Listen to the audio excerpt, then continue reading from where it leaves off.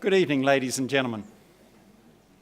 For those I haven't had the opportunity to meet, my name is Warren Kerr, and in my role as the Warden of Convocation, I'll be your MC for the proceedings this evening. It's my pleasure to welcome you to the first ordinary meeting for 2014, and I'd particularly like to welcome our guest speaker, Winthrop Professor the Honourable Carmen Lawrence, Vice-Chancellor Paul Johnson.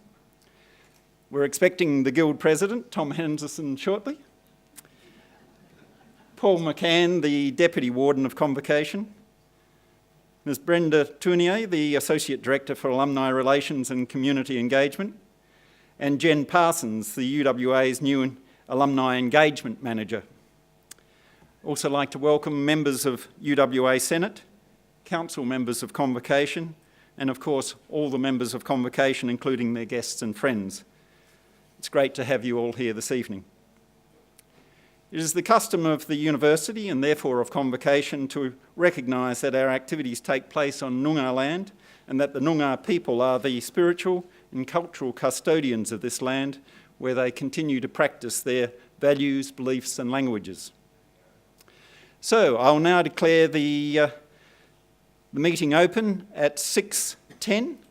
And note that I have apologies from the Governor, His Excellency Malcolm McCusker AC, the Chancellor, Dr Michael Chaney AO, and former Chancellor and Governor, Dr Ken Michael AC, and over 500 other members of Convocation who sent their apologies this evening.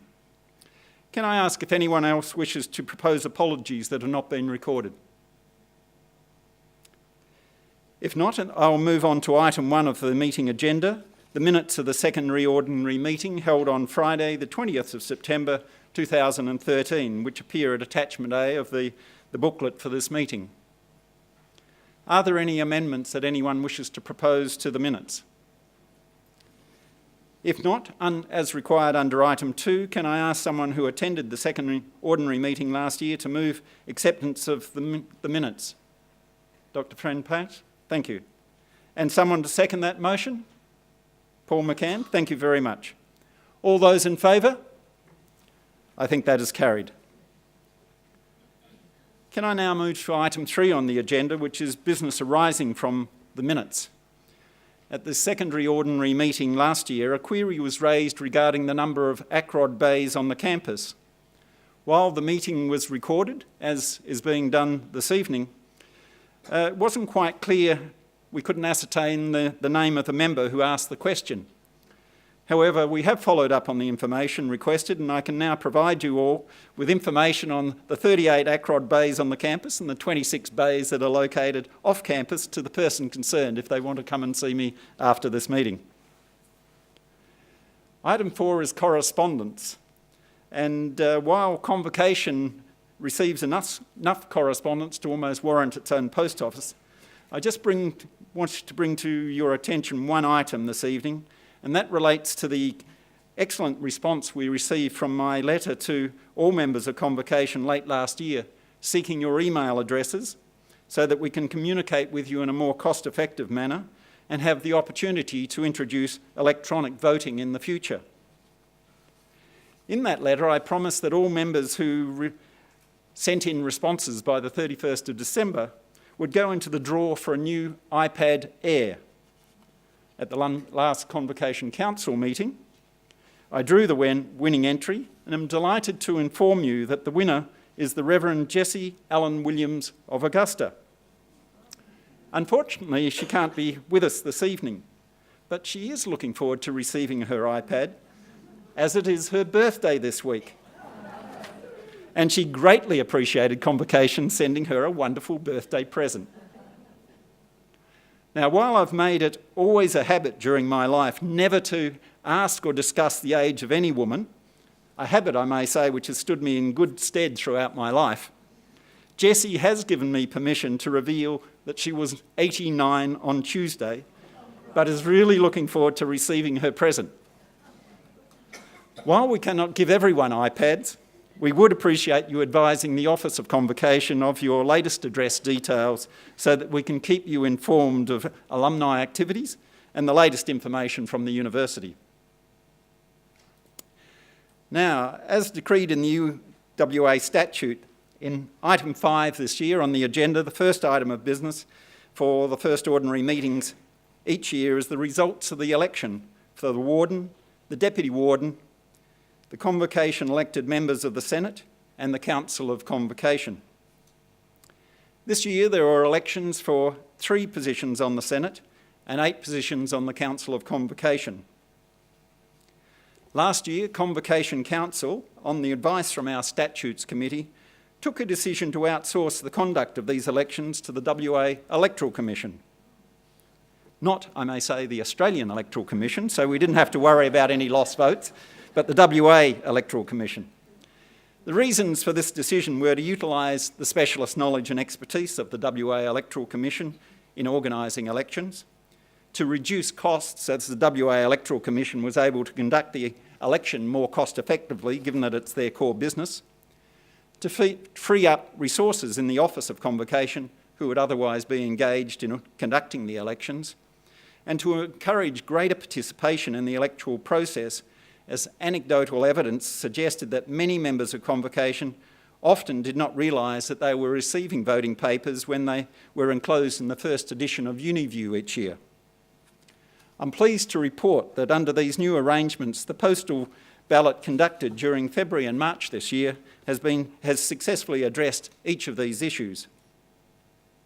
In fact, for the elections just concluded, we achieved a participation rate of 5.68%, with over 4,260 votes being cast, an increase of 342% over the previous year's elections.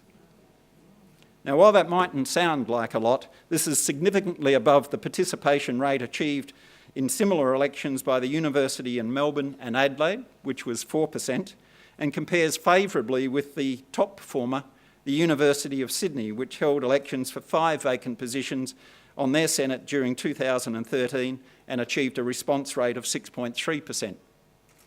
I'm looking to everyone in this room to do their bit next year so that we can actually beat the University of Sydney. So to everyone here this evening who participated in the election, thank you for responding to my various communications to demonstrate your interest in UWA by completing and returning your postal vote. Now, to the results of the elections. First, for the appointment of the Warden and Deputy Warden of Convocation. The term of appointment outlined in the statutes for the Warden and Deputy Warden is only for 1 year, thankfully. This year there was only 1 nomination for each position. Hence, I've been informed by the Electoral Commission that I've been duly elected as the Warden and Paul McCann as the Deputy Warden for another term.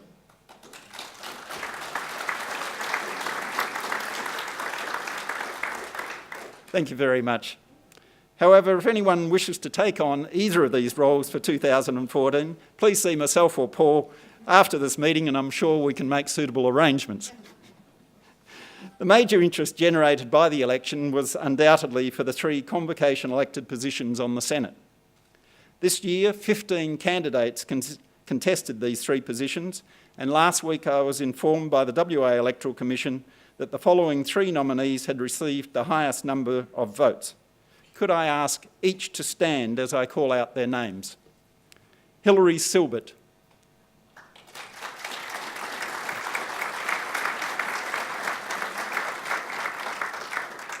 Simon Dawkins.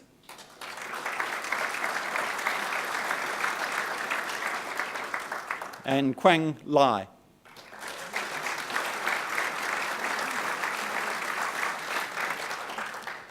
Yesterday, these 3 candidates were formally declared by the Chancellor as elected to these positions for a 4-year term, so congratulations to you all. On behalf of the University, I'd also like to express my appreciation to all 15 candidates who indicated their willingness to serve as a member of the UWA Senate by allowing their nominations to go forward for this election. Now to the elections for Convocation Council. Normally there are elections for 7 positions each year, but due to the resignation of 1 council member due to ill health late last year, there were 8 positions up for election this year. Last week I was informed by the WA Electoral Commission that the following nominees had received the highest number of votes. Could I ask each to stand as I call out their names? Felicity Farrelly.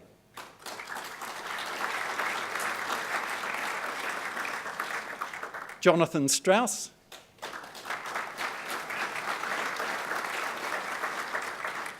James Paparo. Cliff Gillam.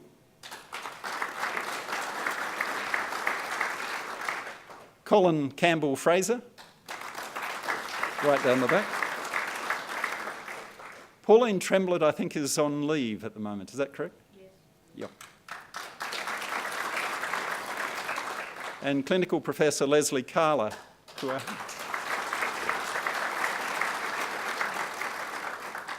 and Pierre Yang.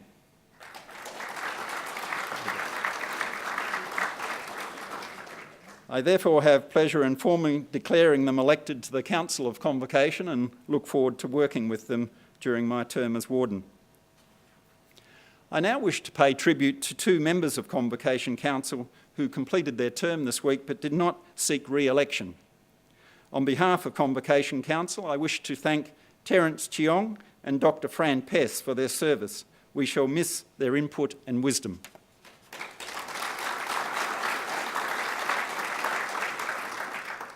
Given that Fran has also undertaken the onerous role of Treasurer for the past term of Council, I must make special mention of all the hard work she did in uncovering the mysteries of the Convocation accounting system. Convocation certainly is now in a far better position to tackle future challenges due to Fran's diligent documentation of the financial systems. Please join me in thanking both Fran and Terence for their service to Convocation.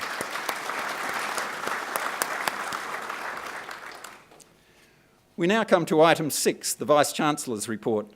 This is included in attachment B, and I'm sure you will have found it of great interest to everyone here. I'd like to now invite the Vice-Chancellor to present his report and highlight the key issues. Thank you.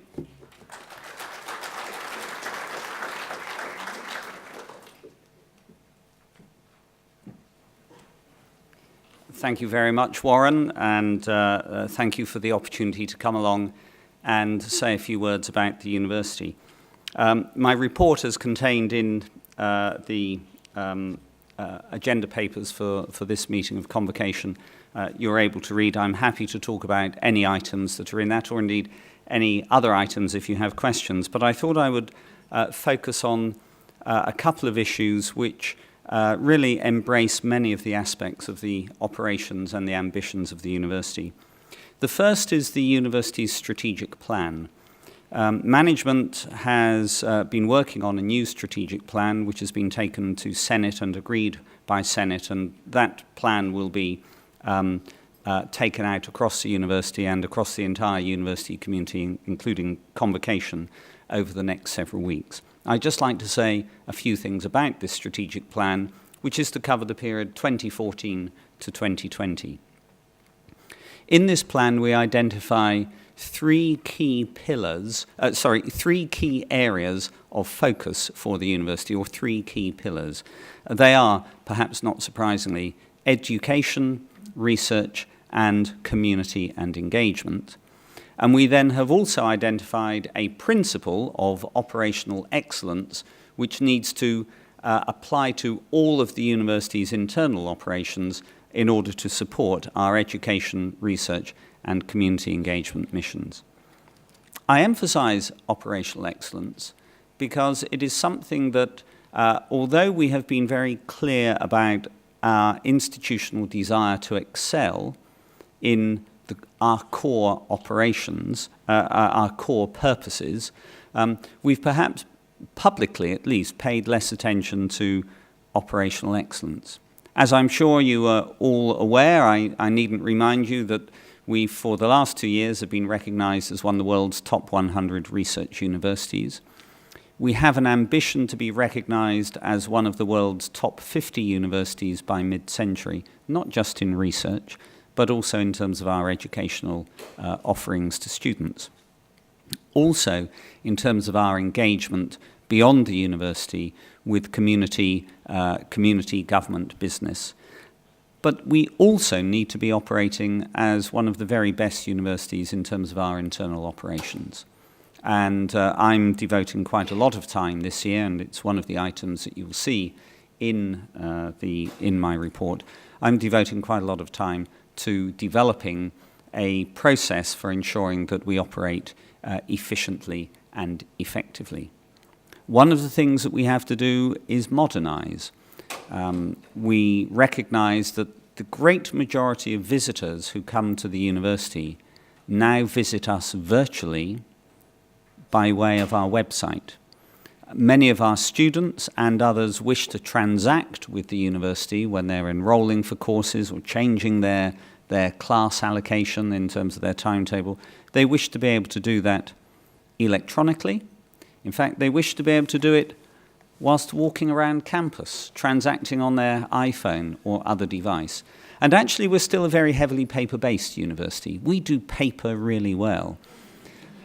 And we've modernized to the extent of converting many of our paper forms into electronic PDF forms that people then print off the website, fill in by hand, and send back through the internal post. So I just point out that because the world is changing, we have to modernize our internal operations. It's not a straightforward task. It will involve a huge amount of effort and analysis by colleagues right across the university. It will also be quite expensive. Large-scale computer systems relating to finance or HR or student administration or the library are very expensive to purchase and install. So we know we have some challenges ahead of us. But we really do want to be a university for the 21st century that meets the needs of all our university community in the way in which they want. And we know that there is a very, very significant tilt from people dealing with institutions like universities in a paper-based way to now dealing electronically. So that's going to be a major focus this year. We will, of course, focus very heavily upon our research performance. The federal government has announced that it will be conducting another national audit of research excellence, something called ERA, Excellence for Research in Australia. This will be the third such survey since 2010. And that will, again, be a not inconsiderable burden on various staff across the university in providing audited returns to the federal government. But it's important. It's important both so that we can demonstrate to ourselves and to others that our researchers are performing at the very highest level. It's important also because I believe an increasing amount of public research funding will follow the very highest research rankings in the future, so we need to ensure that we do very well. Our educational activities are still very much developing. You will all be aware that at the beginning of 2012, the university introduced a new undergraduate curriculum, and so this year, in 2014, the first cohort of students taking our new curriculum are now in their third, and for most of them, final year of undergraduate study. So we're still in a learning mode in terms of our new courses, but I have to say I'm delighted to be able to say that we have just received an analysis of the student feedback on their learning experience in the second semester of last year. And students, in all cases across the university, the students' evaluation of their experience of learning has increased. So we're very pleased that this transition to our new courses structure is clearly appreciated by, acknowledged by, recognised and appreciated by our students. A big task for the university this year is to make sure that for February 2015 we have an appropriate array of master's courses for those students who wish to continue their study, and indeed we hope there will be a lot who wish to continue their study, because one of the things that we have done, for instance, is convert many of our professional courses, law, medicine, and engineering and architecture, have been converted from being specialist bachelor's courses into master's courses. So there will be a big flow through of students into master's courses. And indeed, we anticipate that that transition from undergraduate to graduate courses will shift us from being currently 82% of our students being undergraduates to, by 2020, about 60% being undergraduates and close to or around 40% being graduate students, taking those professional master's degrees, as well as, of course, having between 8 and 9% of our students undertaking higher degrees by research. This is a very big change for the university. So far it's been, I think, an extremely well-managed change, and the fact that it's been successful is, I think, directly due to the huge amount of effort and goodwill from staff, professional and academic, right across the university who've been working on this really fundamental curriculum transformation for a number of years. So we look forward to that continuing. I should point out that the one consequence of the transition to having many more graduate students in the university is that we will continue to grow. We anticipate that our undergraduate numbers will be roughly stabilized, but we will see quite a growth of graduate numbers, so that by 2020 we would expect to have about somewhere between 23 and 25% more students in the university than we have now, with the great majority of that increased student load being at graduate level. That's a great opportunity for the university, but it is also a challenge. Those students need to be taught. We will need more staff. They also need to be accommodated, so we will need more space, or in particular, we will need to use the current space that we have in a much more effective manner. So undoubtedly some challenges for the university there. In the area of community and engagement, again, I report this in the papers before you, I have created a new position, Deputy Vice-Chancellor, Community and Engagement. That position has not yet been filled, though those of you who are beady-eyed readers of The Australian will have noticed that it was advertised in last Saturday's newspaper. The purpose here is to have strategic leadership within the executive for education, for research, and then for community and engagement. And under that umbrella title of community engagement is included the Office of Development and Alumni Relations, the Division of Marketing and Communications, the Cultural Precinct, UWA Publishing, the Perth International Arts Festival. This is overall a part of the university that employs several hundred staff and has a budget in total of something well to the north of $50 million. So this is a large part of the university, and I believe it needs coherent strategic leadership. So that will come with this new leadership position in the executive. Something else I just want to touch on are university finances, and I mention this because next week the university's 2013 accounts will be tabled in Parliament. So they have been signed off by the Auditor General. They're not yet official because they've not been tabled in Parliament, but I can reveal to you that in 2013, and I need to take you through these numbers, the university's reported operating surplus was $125 million. On a turnover of $986 million. But the underlying operating surplus was minus $8 million. How do you go from plus 125 to minus 8? Well, accountants are very clever people, aren't they? What explains this is that we have to put to the bottom line, to income, every dollar that comes into the university, including dollars that don't actually come in, but which are the result of revaluations of our assets. So in the 2012 annual accounts, we had a large $20 million block of income, which was entirely due to the revaluation of assets that had come as a gift of art to the university. Clearly, we cannot dispose of that. It's not income that can be spent, but it is booked as income to the bottom line. This year, we have $91 million of investment income, which is overwhelmingly made up of a book appreciation of financial assets, mainly equities. The stock market went up a lot in 2013, so we have to, in accounting terms, we have to mark to market at the end of the year and report this as university income. But of course, it isn't income, it's just a paper-based improvement in the asset value of our shares. So it's not any income that we can spend.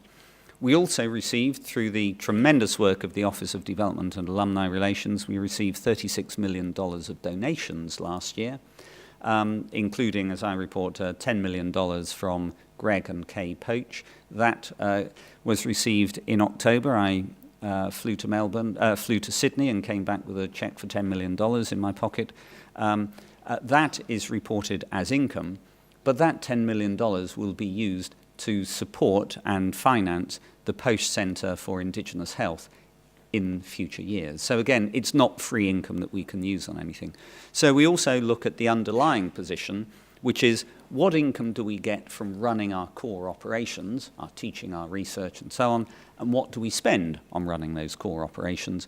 And the result is that we actually spent $8 million more than we earned.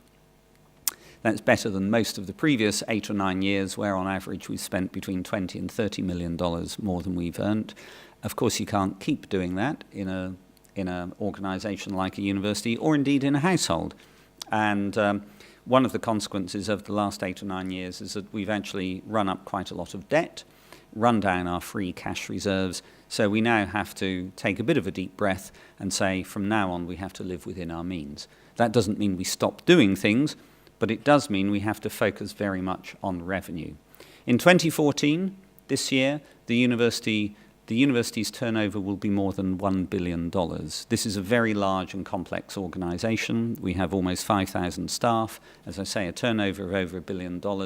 If this were a corporation living somewhere down on St George's Terrace, if you exclude the large mining and oil and gas companies, this would be one of the largest organisations operating in Western Australia.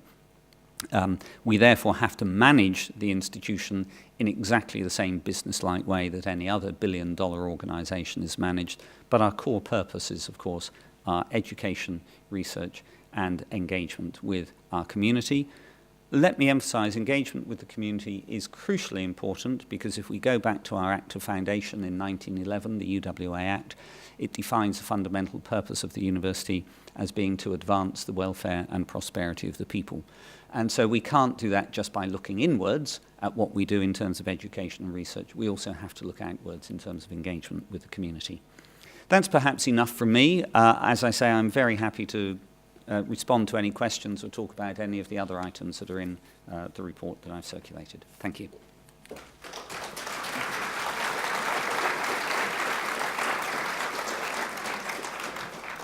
Do we have any questions that anyone would like to put to the Vice-Chancellor about any aspect of the university's operations? A microphone, I think, is just coming. 1 second. This question is regarding the world ranking of the university. Where did the ranking comes from, please? This ranking, the academic ranking of world universities, is produced by a large committee. Much of the behind the scenes data work is conducted by Shanghai Jiao Tong University, but it is supervised by an international committee. There are a number of international higher education rankings. We actually, as a university, one of them is produced by an education data company called QS, and UWA comes higher in the QS rankings than it does in the academic ranking of world universities. We believe the QS ranking is virtually worthless because it is based very heavily upon a survey of opinion amongst academic staff across the world, whereas the academic ranking of world universities is entirely quantitative. It has very explicit criteria, and essentially it is based upon the volume and quality of research publication, including some fairly heavy weighting towards publications in the leading science journals of science and nature. There's a weighting for Nobel Prize winners of Fields medals if they're in mathematics and so on. So there are different rankings. We and also the University of Melbourne have chosen to highlight the academic ranking of world universities because it's a stable, quantitative, and transparent ranking, unlike any of the others. Thank you very much. Any other questions? Oh, sorry, a follow-up question? So the 96th place, under which category does it come under? Which ranking was the 90? In 96th. 2013, this university was ranked 91st in the world in the academic ranking of world universities. 91st. It was 96 in 2012, 91st in 2013. And there are some subdivisions within those rankings by subject area. So this university was ranked 26th in the world, both in 2012 and 2013, in life and agricultural sciences, which actually make up a large part of this university's research. And that is the highest ranking in any subject area of any Australian university. Thank you. I think there's a question down the back. We'll just send the microphone through to you.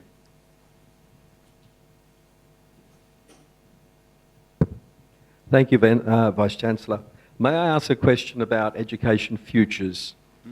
In particular, how do you believe that the Education Futures Initiative will develop and adapt the educational offering for mature age students?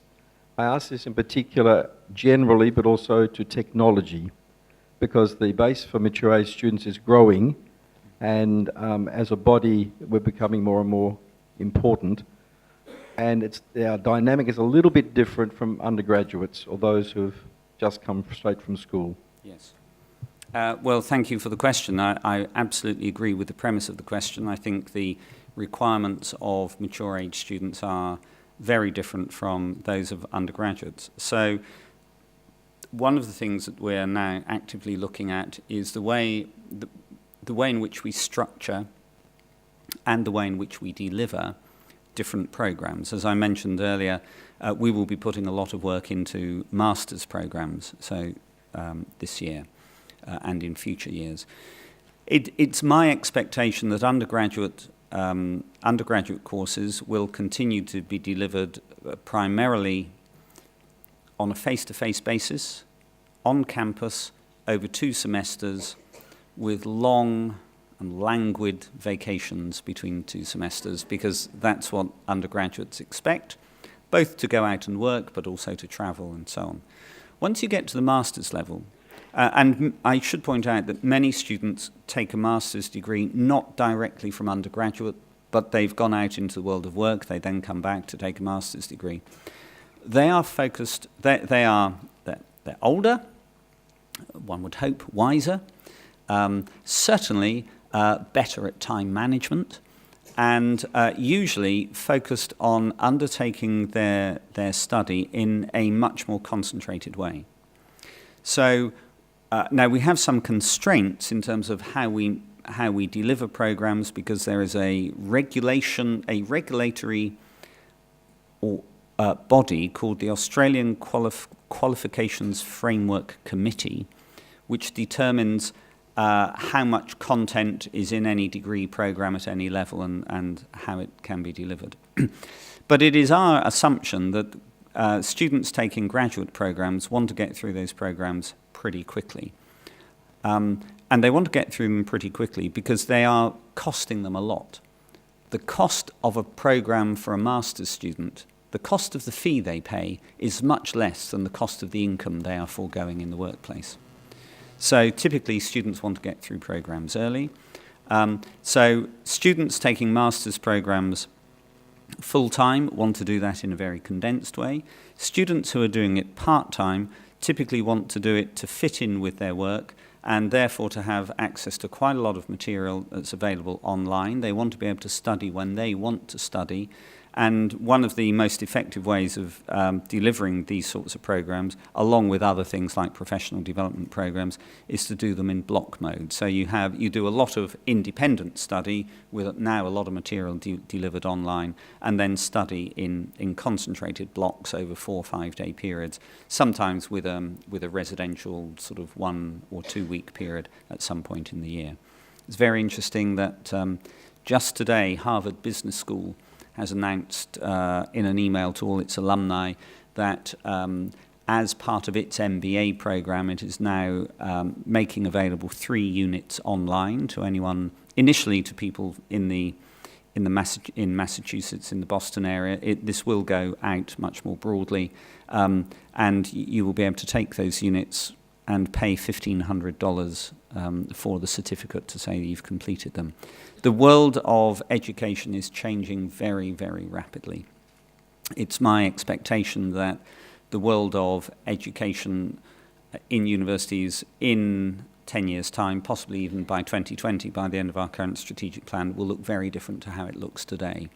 I don't know how it will look in 2020, but I do think it will be different to today. Technology is very important, but I think technology is important because it's changing the expectations of the learners, whether they be standard age undergraduates or mature age, and we have to respond to those expectations. Just as banks have responded to the expectations that people now want to be able to do their transactional banking from home at any time, day or night, we have to be able to respond to the expectations of students. But we have an absolute responsibility to maintain standards.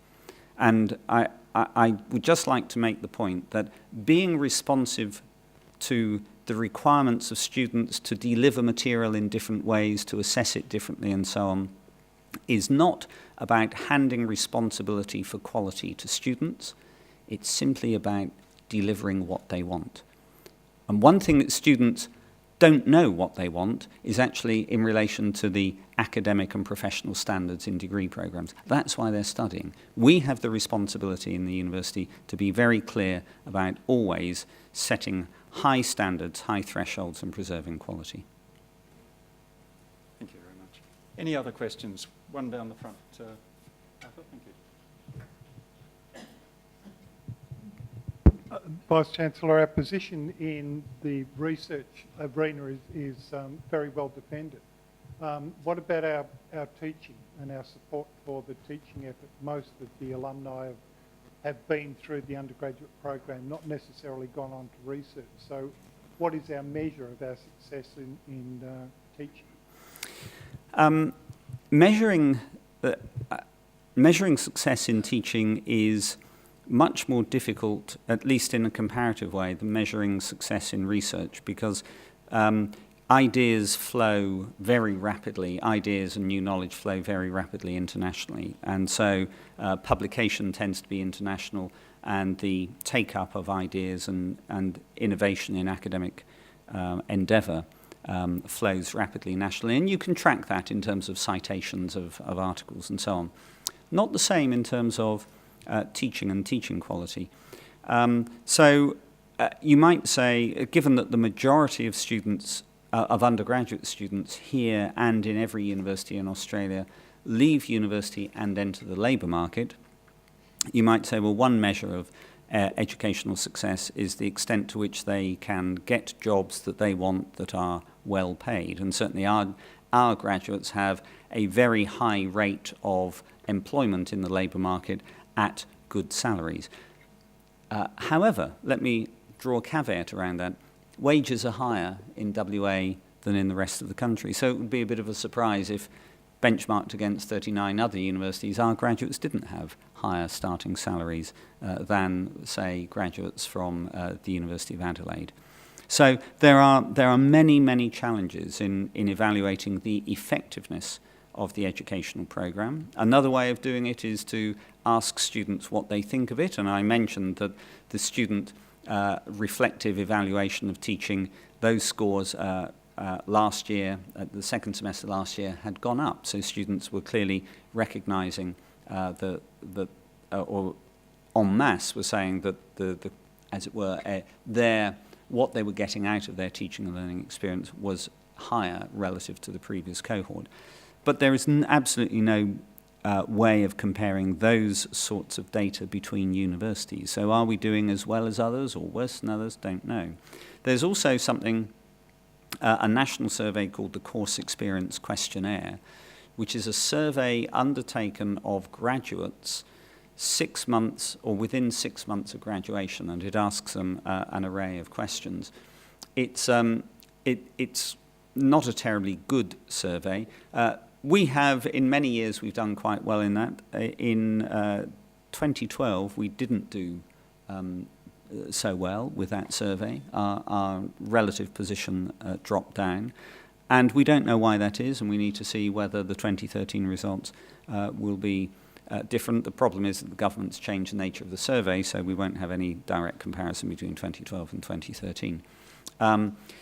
We do know that some universities explicitly coach their students to respond to those surveys with very positive responses. We've never done that, perhaps to our cost. But, Jamie, to come back, I think, to what lies behind your question, so I've answered it in one way in terms of the metrics. Really, though, what we have to devote quite a lot of time and attention to is thinking about how to deliver the best possible educational opportunities to our students and how to best use the huge potential of our staff to deliver that educational opportunity. And I think we have done quite a lot towards that, but I have no doubt that there's much more that we can do. And part of the Education Visions project is really to look at different ways in which we can support our students in their educational work. The curriculum transformation in 2012 is a very, very important part of this, because the curriculum transformation, which narrowed down 78 different degree programs to 5 and introduced more choice and broadening units so that students who may be taking a science degree take some units outside of the science area, is designed to ensure that our graduates, upon graduation, have good detailed knowledge of the discipline area in which they have chosen to concentrate, in which they have majored, but also have some breadth of knowledge outside of that. And employers typically say that they have few concerns about the discipline-specific knowledge and the rigor with which this university has embedded that discipline-specific knowledge in UWA graduates. What they are often looking for are more highly developed skills in terms of communication, critical thinking, teamwork, and the like. And we hope that we've built into our new curriculum structure some opportunities for that.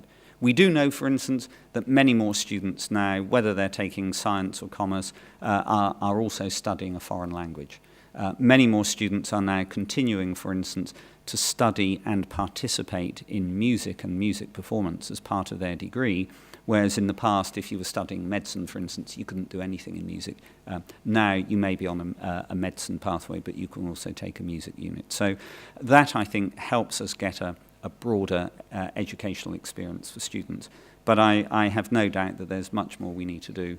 And the Education Visions project, Education Futures project, and the vision statement for that is really an early step towards a university-wide view of how we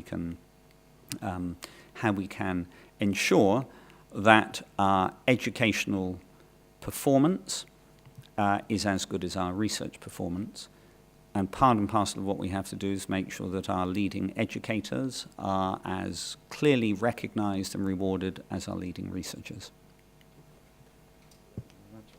Other questions? Just one in the centre up there. We'll just get the microphone to you.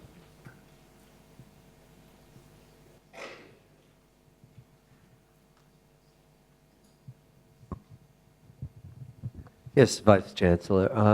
Earlier you referred to a survey that was going to be mounted by the federal government.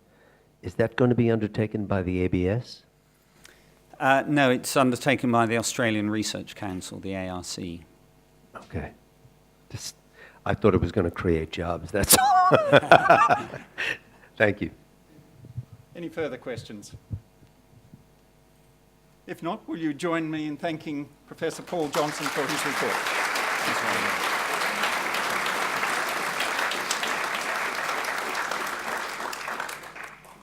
The next item on our agenda is the Guild President's report. I haven't seen Tom join us tonight, but He does get a tick, however, for being the first of those responsible for the reports tonight and getting there. He got his homework well and truly in on time, so we might forgive him if something's happened this evening. We did check and he was certainly going to be here, so I'll take that as read.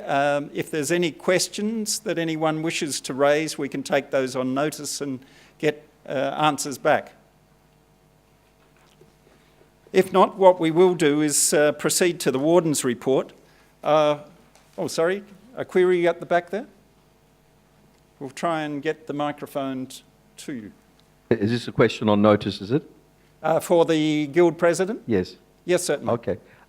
Just regarding education advocacy, in general, I wanted to get a reaction how he thought, or the Guild thought in general, about the neutrality and the, not comfortableness, but the, that they're on a level playing field at the beginning. That is, students feel totally comfy and neutral to begin the advocacy project initiative if it's needed to.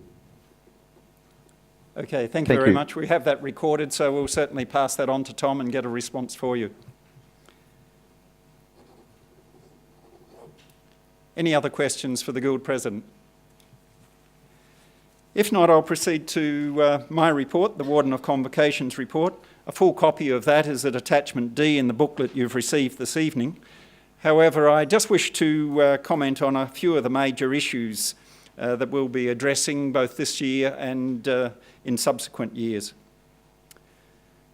The first is centenary celebrations. I think, as you're all aware, the university's gone through a number of years of its 100th anniversary. We've had the anniversary of the UWA Act, which formed this organisation in 1911, the 100th anniversary of the actual formation and creation of the university in 1912, the first students coming in 1913, and many people will have thought, well, we've done that pretty well over 3 years.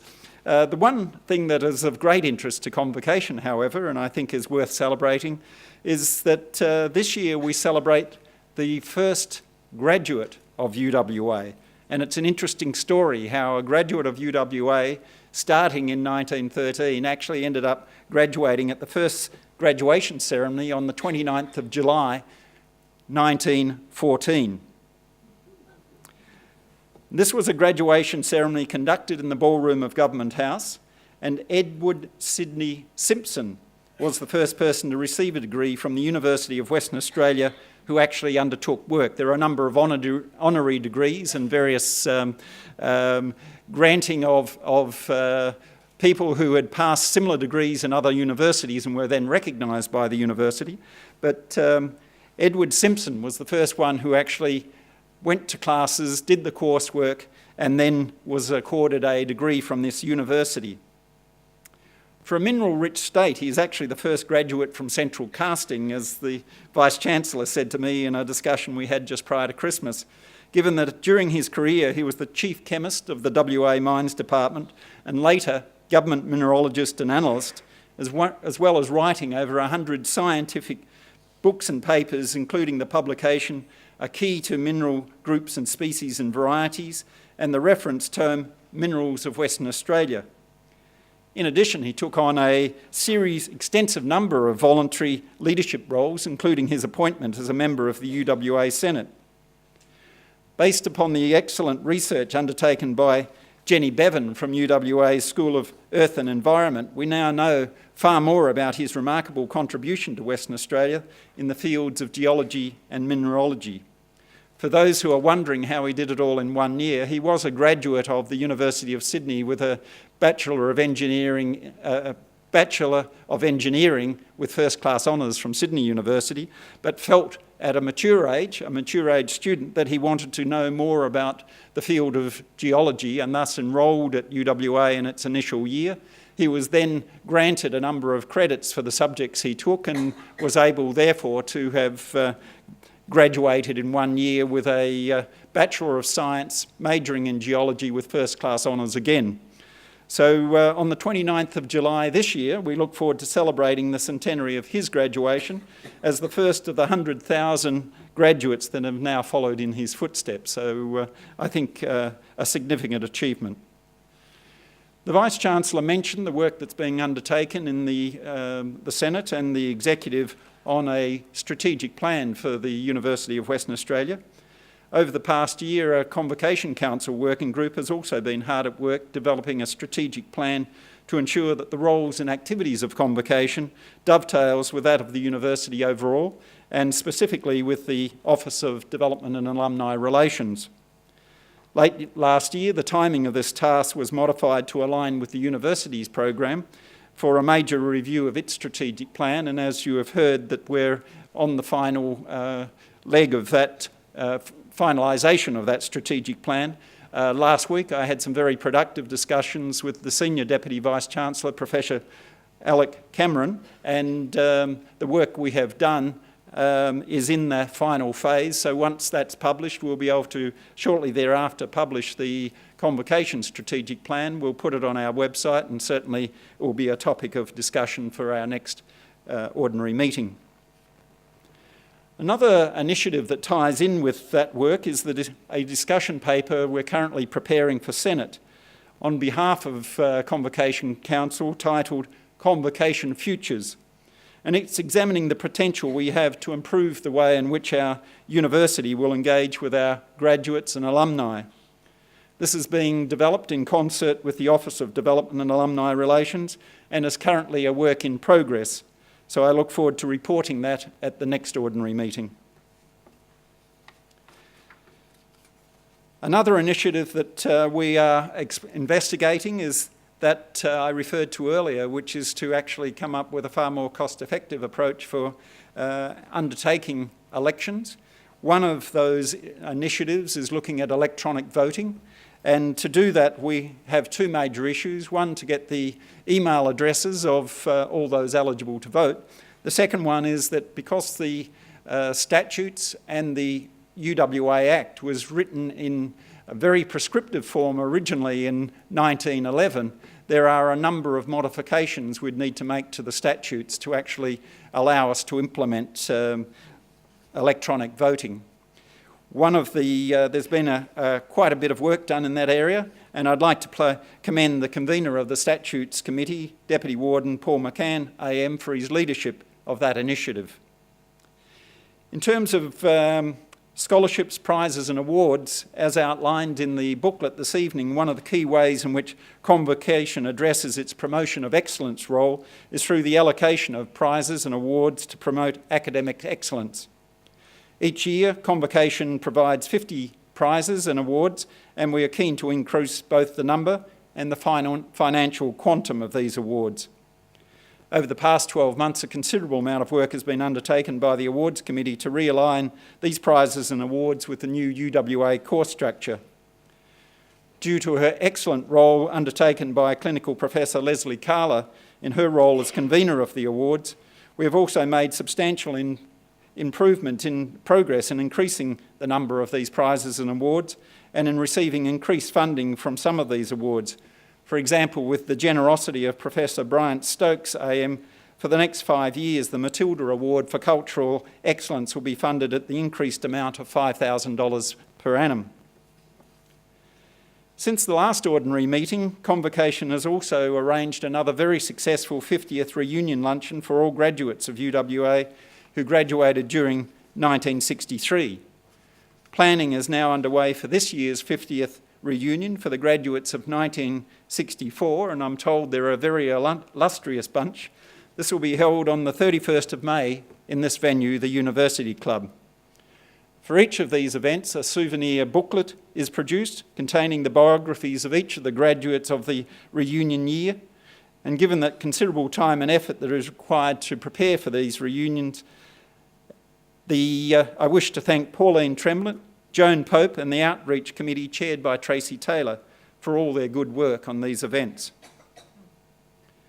Since the last ordinary meeting, Convocation Council has also approved the creation of a new Communications Committee to ensure the timely distribution of information to members of Convocation and to coordinate how best each of those items should be conveyed, either through email, news bulletins, by post, in UniView, on the Convocation website, or even via LinkedIn and Twitter.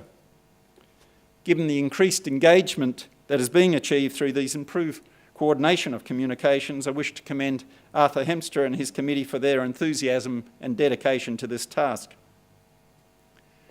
At the last ordinary meeting, I mentioned that during 2013, the Council of Convocation had established an honours committee to take on the responsibility for nominating and preparing submissions required for those members of the university we felt worthy of recognition to be considered by the Honours Secretariat in Canberra.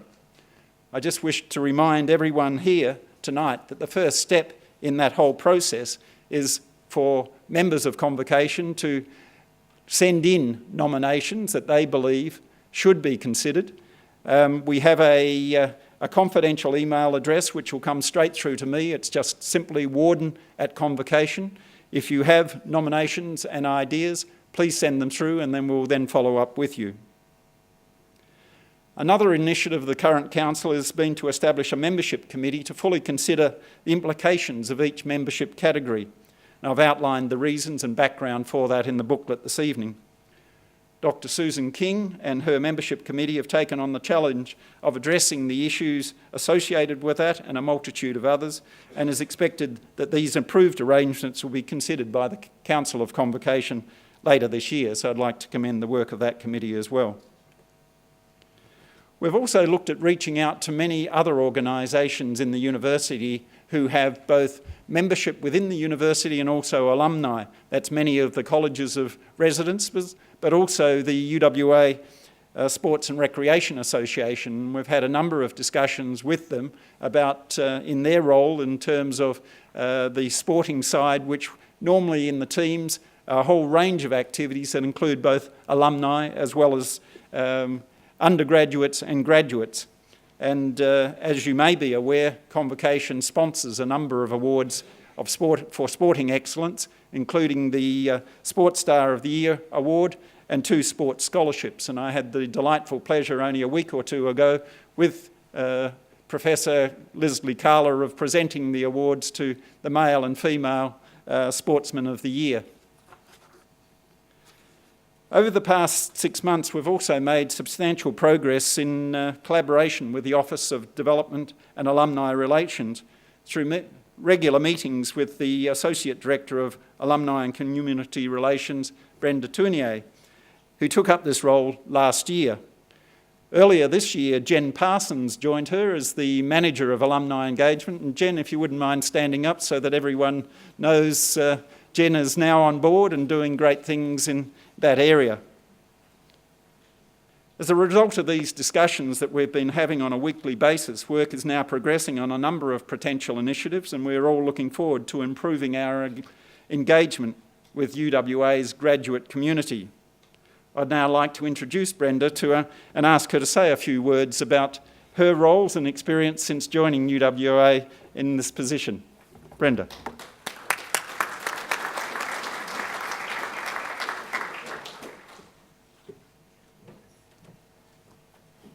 Thank you, Warren.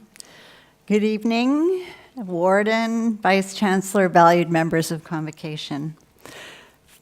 Now, I have to be careful of this mic for reasons that I'll explain in a minute. For most of this week, I've had the great good fortune of meeting and talking with UWA alumni volunteers at graduation. I've watched them work the crowds, snapping family photos, swapping stories, and extending a friendly hand. Joan Pope even herded students into Winthrop Hall on Tuesday night and reminded me not to lean into the microphone when I speak to graduates about the value and power of UWA community. I was popping my peas. One of our volunteers last night was a young business school graduate who now works for BHP, and she told me that UWA changed her life. As we talked about her time here, it was clear that what meant most to her were not the classes, but the people. The professors, the staff, the other students, the alumni who walked her path with her and who are still doing that today. When I say that I work in alumni relations, people often say, oh, events. In fact, events are one of many tools that we use, but they are not alumni relations. Alumni relations is about people and relationships and encouraging a strong community. Most of you will know, and as the Vice Chancellor said, UWA launched a $400 million campaign in October with the catchphrase, "Create the Future." This campaign is vital to establishing UWA as a top 50 university worldwide by 2050. And why does that matter? Why does that matter to you? To me, it matters because through innovative world-class teaching, student experiences, research, and alumni engagement, UWA will make a momentous difference. Our knowledge and our people will change Perth, Western Australia, and the world for the better. I know that all of you care deeply about this university. It's why you volunteer, donate, and open doors for UWA. And now we're at a threshold. Reaching the upper echelon of universities and having a global impact doesn't happen without phenomenal effort. It will take a community, our community, to get there.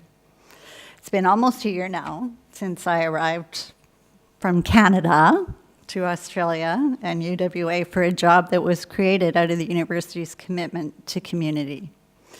For me, this is more than a job. I came here to make a difference with UWA and with you in the lives of real people, you, me, our children, our grandchildren, people like the young woman I walked and talked with last night, and everyone who will benefit from her life-changing experience at UWA. I hope you find your own way, your own best way to work with and through UWA toward that end. Thank you, and enjoy the rest of your evening.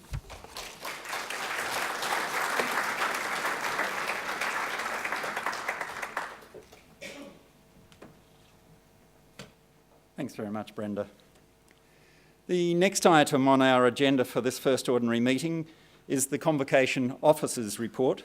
That's at attachment E of the booklet. Now, this report is required in the UWA statutes. It simply contains a list of those graduates whose current whereabouts have become unknown since our last ordinary meeting in 2013. To assist you to quickly locate colleagues and friends, we have sorted this list by faculty and year of graduation to hopefully encourage you to check if there is anyone you may know. Please have a look at the list. If you do know the whereabouts of any of those included, please contact the Convocation Officer. She may be contacted at the Office of Convocation or via email at our normal email address, convocation@uwa.edu.au. So it's just a way of trying to find those who may have shifted, travelled, but not let us know of their whereabouts. Now we come to item 10 of other business, and it's my great pleasure as the first item of other business to address an issue that is long overdue in my opinion, and that is to recognise exceptional service on behalf of Convocation by one of our staunchest supporters, Mr. Terry Larder. Terry commenced working for the University of Western Australia in early 1988. His first position was in the record section of archives, where he developed his thirst for knowledge of the history of the university. At the end of 1988, Terry transferred to the Vice-Chancellery, where he became General Assistant to the then Vice-Chancellor, Professor Fay Gale. In 1991, he was offered the position of Alumni Officer in what was then the Alumni Office. This was the beginning of his invaluable involvement with the graduate community. In 1999, due to his knowledge of the university and his strong links with graduates, Terry was chosen to be the coordinator of the new Visitors Information Centre, a position he continues to hold. It has often been said that Terry is the public face of the university, and the Visitors Centre is most frequently the front door, the first point of contact on campus for the general public. As well as managing the Visitors Centre, Terry coordinates and supervises a team of graduate volunteers who give their time to help in the centre. Terry has been the principal organiser for numerous international and national alumni events, and from time to time he has written pieces for the Uniview magazine. At those times when Rita Clark was editor of the Convocation pages in Uniview,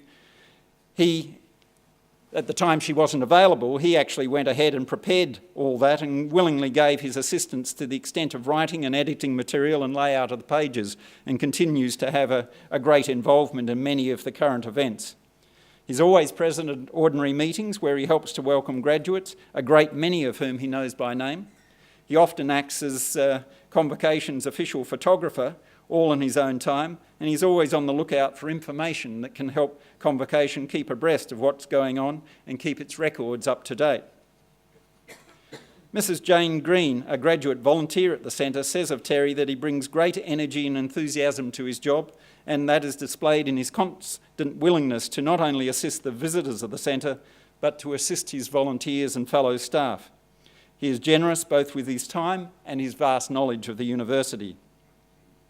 I would add that it is this same willingness and generosity of spirit which he offers to the Council and to the membership of Convocation that make him more than a worthy candidate for membership of Convocation, and his assistance to me in taking over as Warden I've greatly appreciated. Chancellors, Vice-Chancellors and many others in the hierarchy of the university have found Terry to be an invaluable resource when seeking information on the university from its earliest beginnings through to the present day. Although Ken Michael cannot be here this evening, when he was Chancellor, Dr. Michael was also fulsome in his praise of Terry and his vast store of institutional knowledge.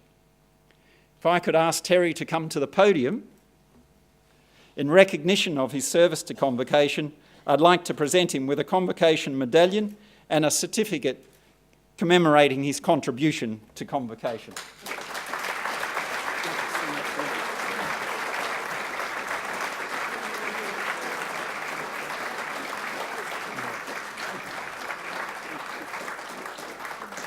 The medallion, and the certificate. But wait, there's more. Given that Terry is such a trove of knowledge on UWA and its campus, we thought he would appreciate being the recipient of one of the first copies of a new publication, Personality and Places on the Crawley Campus.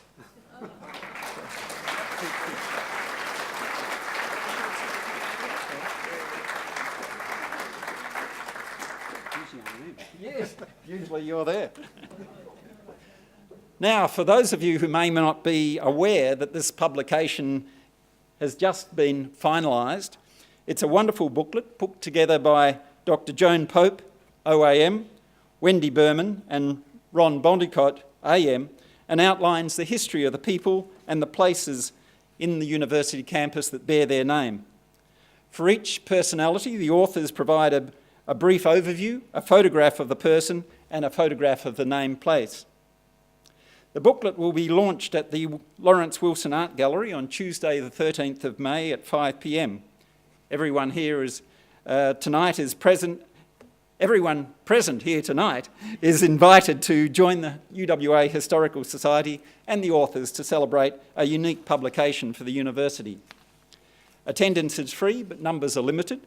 You can order the booklet and register your interest in the launch by completing the forms that are available in your program tonight. And the booklet itself is on sale for $20 per copy. And if you contact Fran Pesic, who not only being Treasurer of Convocation, but is also President of the UWA Historical Society, she can provide more details, or simply go to the UWA Historical Society website and all the details are there. I'd certainly recommend the publication, and I'm certain that Terry will find it of great interest. Please congratulate Terry for all he's done for Convocation.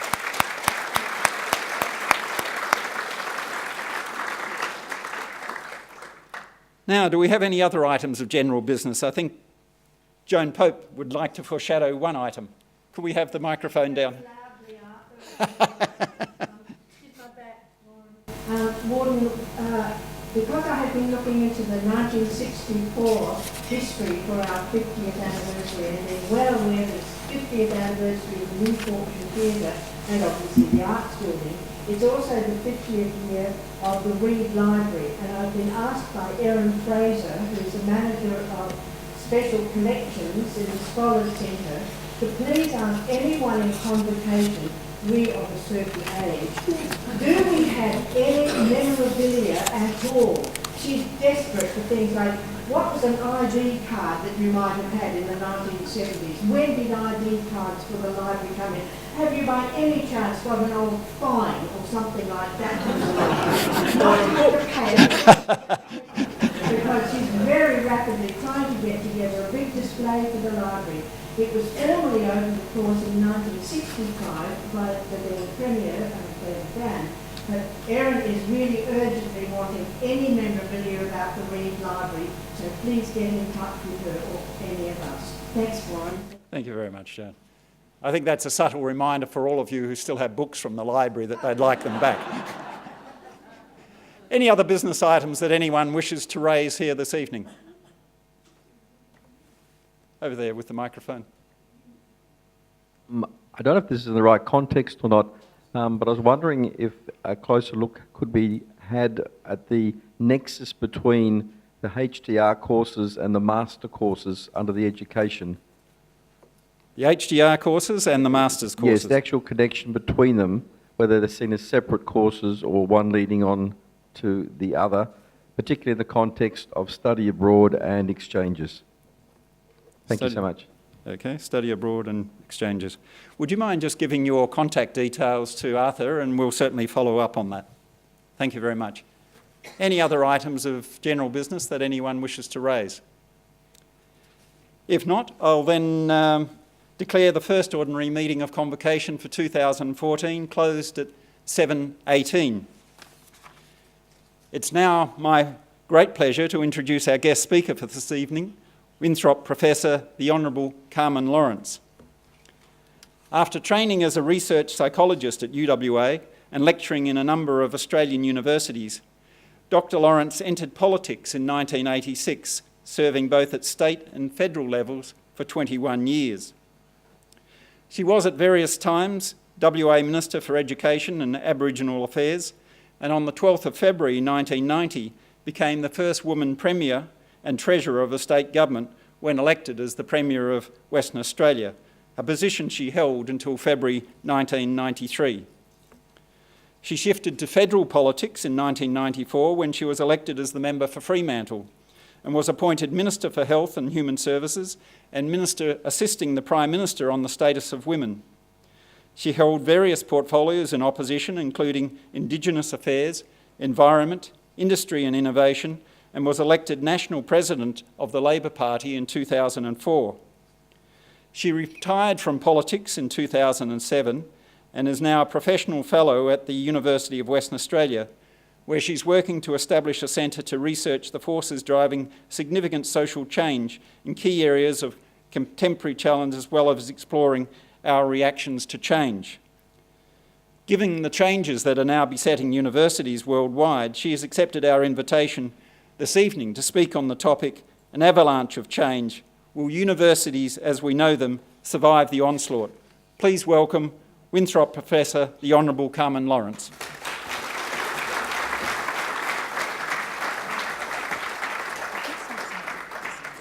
Yes, sir.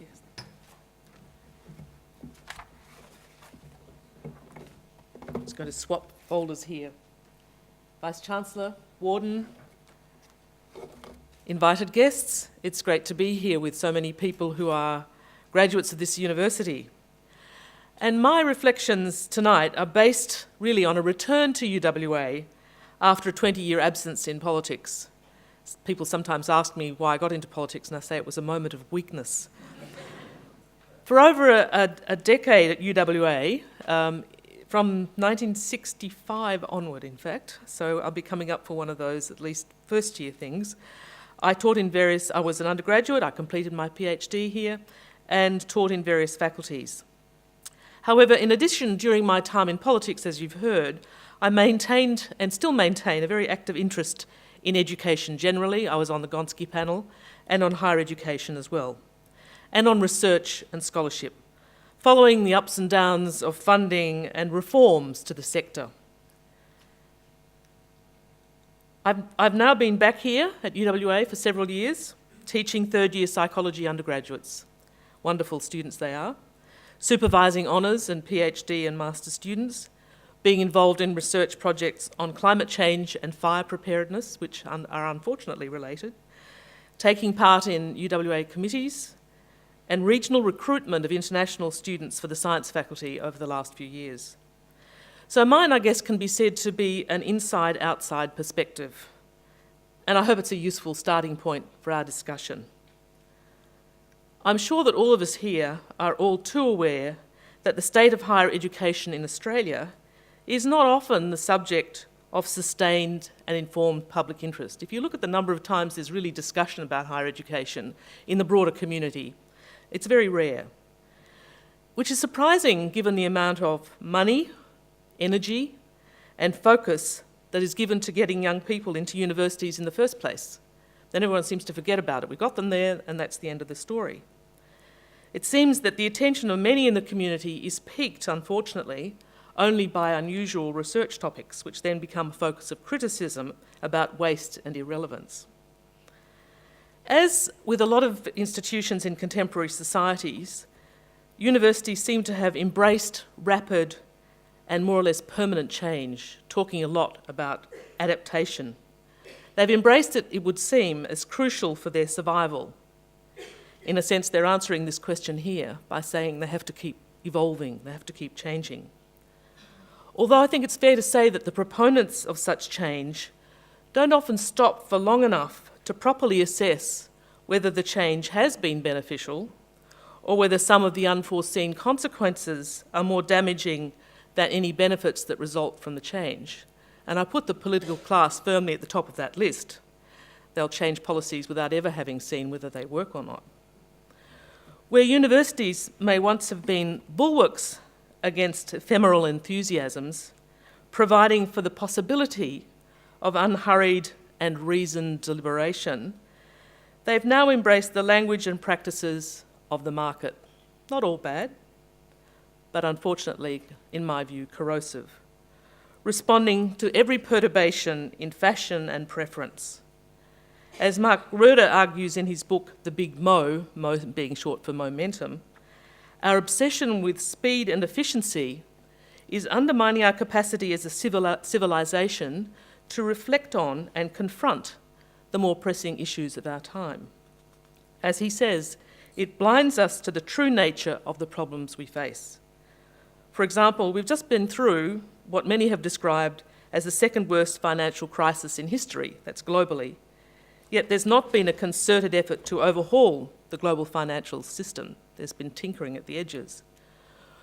We're all too easily swept up collectively in the worship of speed and efficiency. In fact, you often have those up the top of any mission statement, often, I think, with destructive consequences.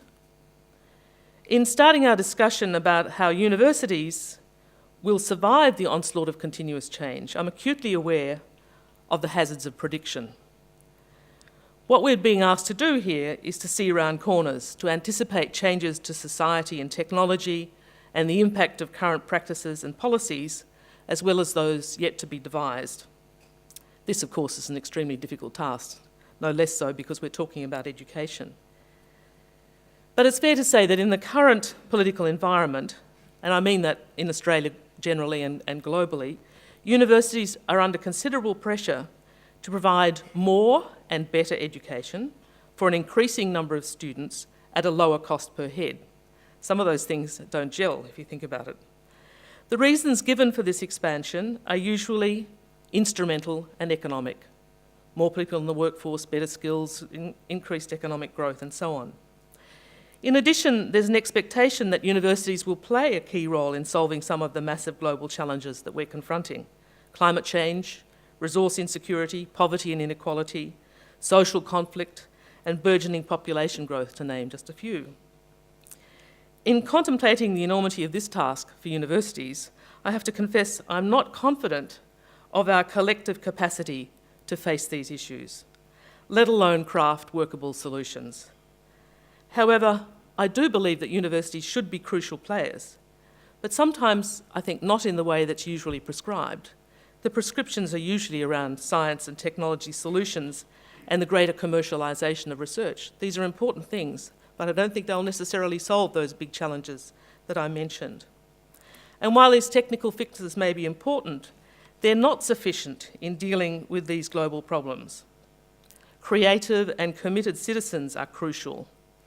What we need most are graduates capable of asking and examining the big questions, being aware of the impact of their research and inquiry on the planet and on their societies.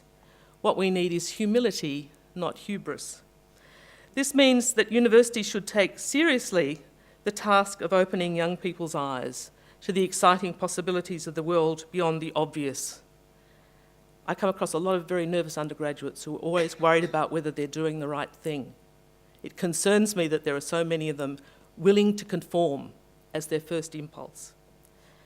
They should cultivate, the universities that is, the expansive development of intellectual powers, beyond the mere acquisition of facts or bare proficiency at the intellectual and practical skills required by the world of work.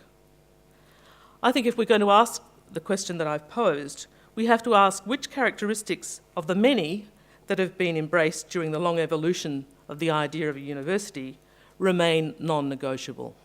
Very important for a body like this to consider. I can identify three which appear to enjoy pretty widespread support. Valuing knowledge for its own sake, very old-fashioned idea, that one. Valuing knowledge for the vocational and practical benefits it confers, that is important, everybody endorses that. And valuing universities as civilising institutions. The last, I think, is particularly important, and I believe the most threatened. The idea of a university as a civilising institution, a place, virtual or real, the technology really doesn't matter, which nurtures and values rationality, tolerance, imagination, and creativity, helping sustain rich cultural institutions in the society at large, and providing students with the means to be more discriminating and less readily prey to prejudices and ill-founded fads, of which there are plenty, to be good citizens who respect civilised norms, humane values, and human rights. I think there is a real danger that in the race for economic benefits, corporate partnerships, and improved international rankings, while they're certainly welcome, on competitive indices, the value traditionally placed on knowledge for its own sake may be abandoned, or at least diminished, along with the idea of universities as civilising institutions. These things are hard to measure. Universities, I think, should be, as Martha Nussbaum puts it, to develop each person's capacity to be fully human, to be self-aware, self-governing, and capable of respecting the humanity of all our fellow human beings, no matter where they are born, no matter what social class they inhabit, no matter what their gender or ethnic origin. As one former Vice-Chancellor asked, not of this university, but of an Australian university, if the idea of instrumental utility pursued to the exclusion of all else prevails, then he says, the fault will lie partly with the academy itself, which seems, he said, to be losing the capacity and even the will to tackle the great philosophical and moral questions.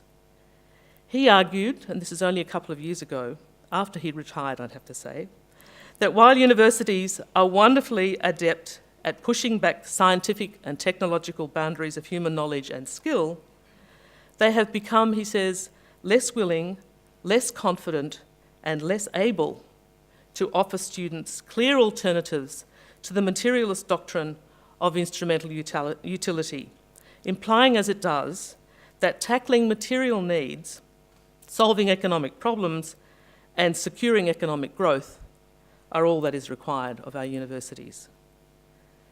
Some of you know the work of Don Watson, I'm sure, and he addressed this question a little while ago in an essay in the Monthly. And he asked and then answered himself in his typically acerbic fashion, what is a university without ideals? Too easy, he says, one with a mission statement.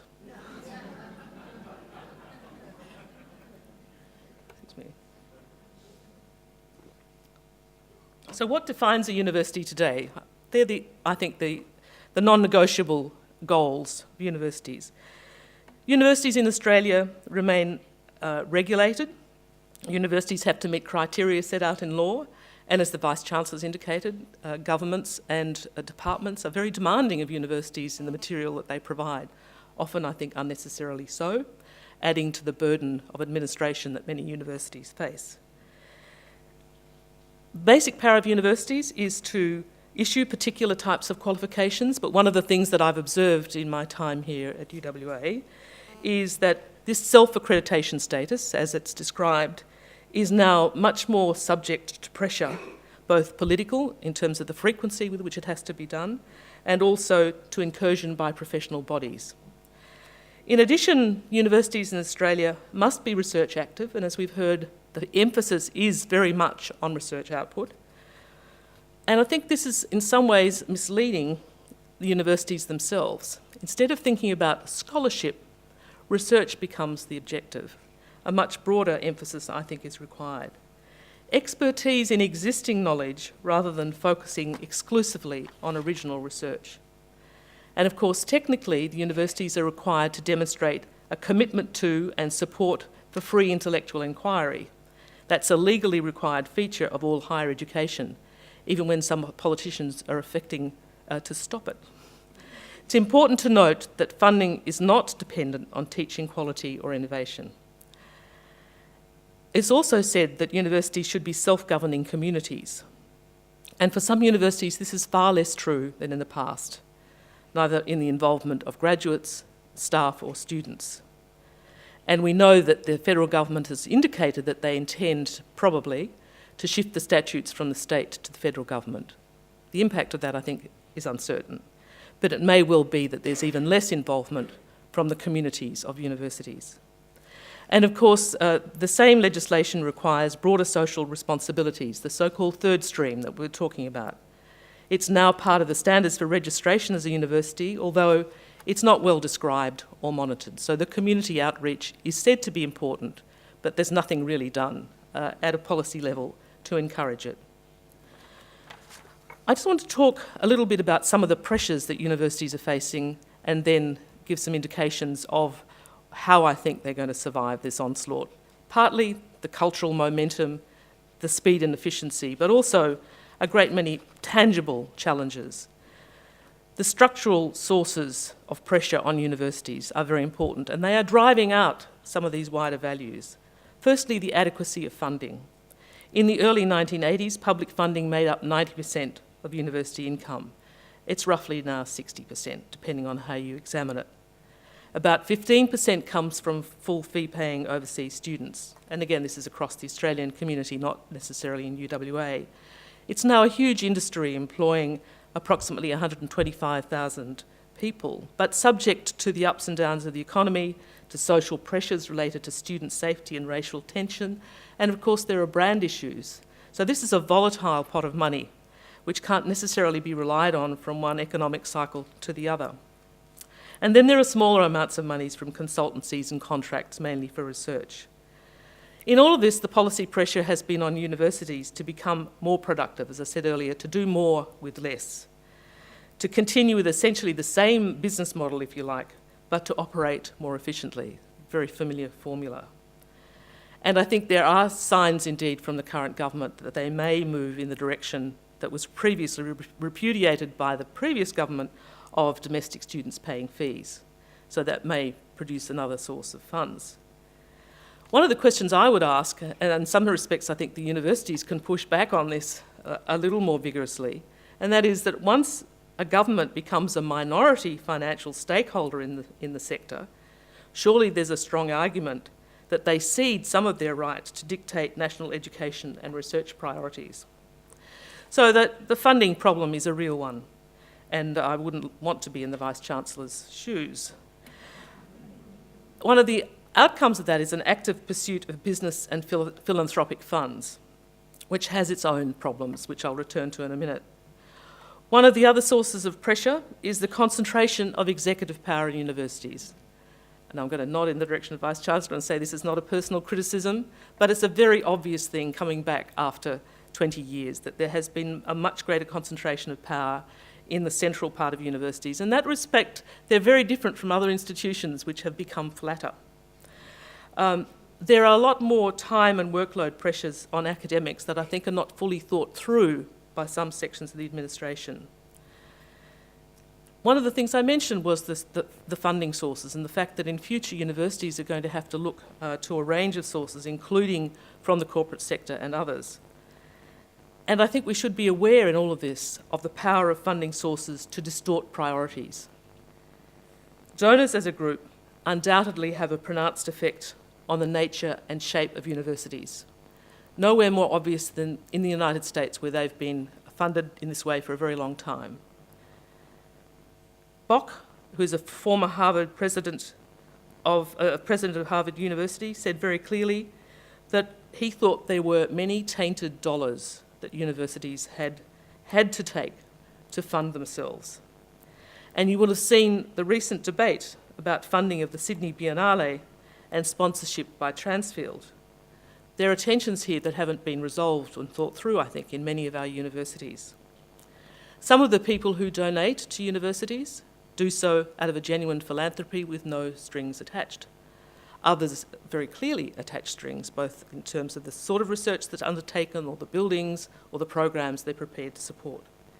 In other cases, they're simply buying virtue, trying to cover up perhaps a less than glamorous past. And this is particularly true of some of the pharmaceutical companies.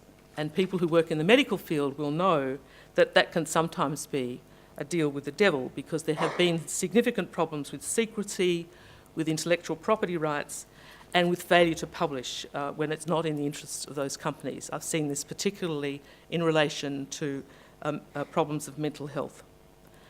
One of the other pressures that universities face, apart from some of these funding sources being less than desirable, is a rise in the number of attacks on science and universities generally.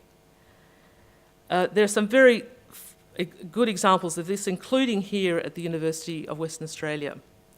And I have to say the university has behaved impeccably in this case. I won't make too much of it, but a former colleague, Steve Lewandowski, was pursued by climate deniers in the most extravagant way, and continues to be to this day. I've got an email from him in the UK, where he's now located, showing that the same forces are attempting to derail him.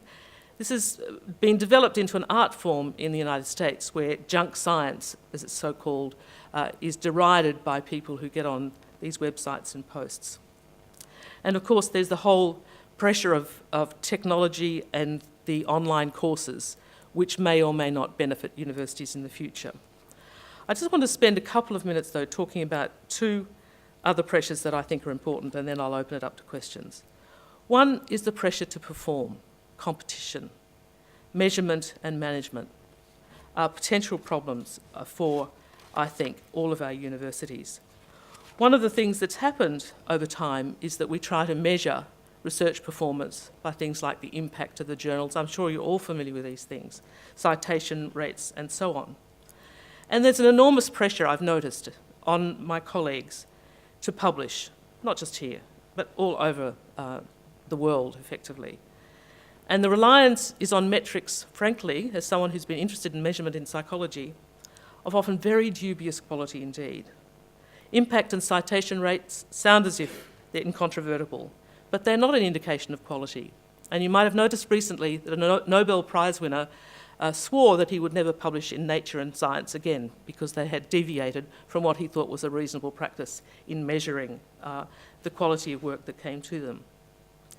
The administration that's flowed since the introduction of some of these measurements, the so-called ERA, is enormous. More form-filling to secure funding for future research. And it's not just to the Australian government, but so-called soft money as well. A huge administrative overburden. But the goal is wrong, I think. As one prominent scientist put it, the encouragement to publish large numbers of papers is daft. And he went on to say that people have been rejected from the Royal Society for publishing too much, which I think is absolutely right. If you're publishing a paper every 6 weeks, which is what some CVs would tell you the scientists are doing, you certainly aren't writing them, and possibly not even reading them.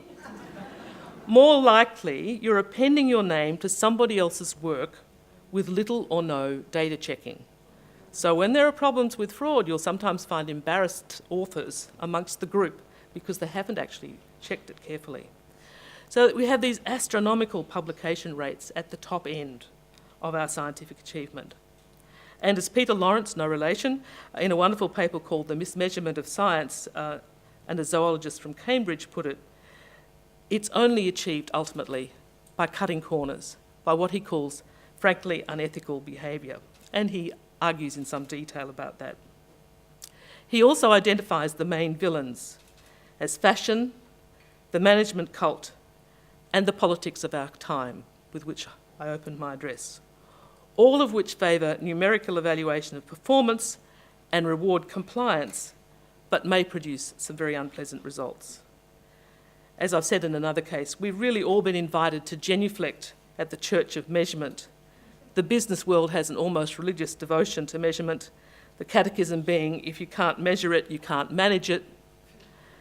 And unfortunately, this has spread not just to the academy via politics, but to the academics themselves. They now come to value the work they do in terms of these same metrics. And I think the unfortunate outcome of that is that they may be more about demonstrating and communicating than they are about doing original research.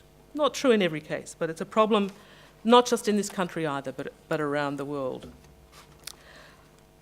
One of the things that follows from this is that very sexy papers are selected by reviewers and journals, and that was the problem with the Nobel Prize winner saying, I'm not going to go Science and Nature anymore. And there's a failure to replicate. Science should be about replication, checking the findings. It should, and scholarship generally, about doubt. But in many cases, there is no opportunity to replicate. Replicated studies or studies that don't find significant results are simply not published. So you get a very serious distortion in scholarship.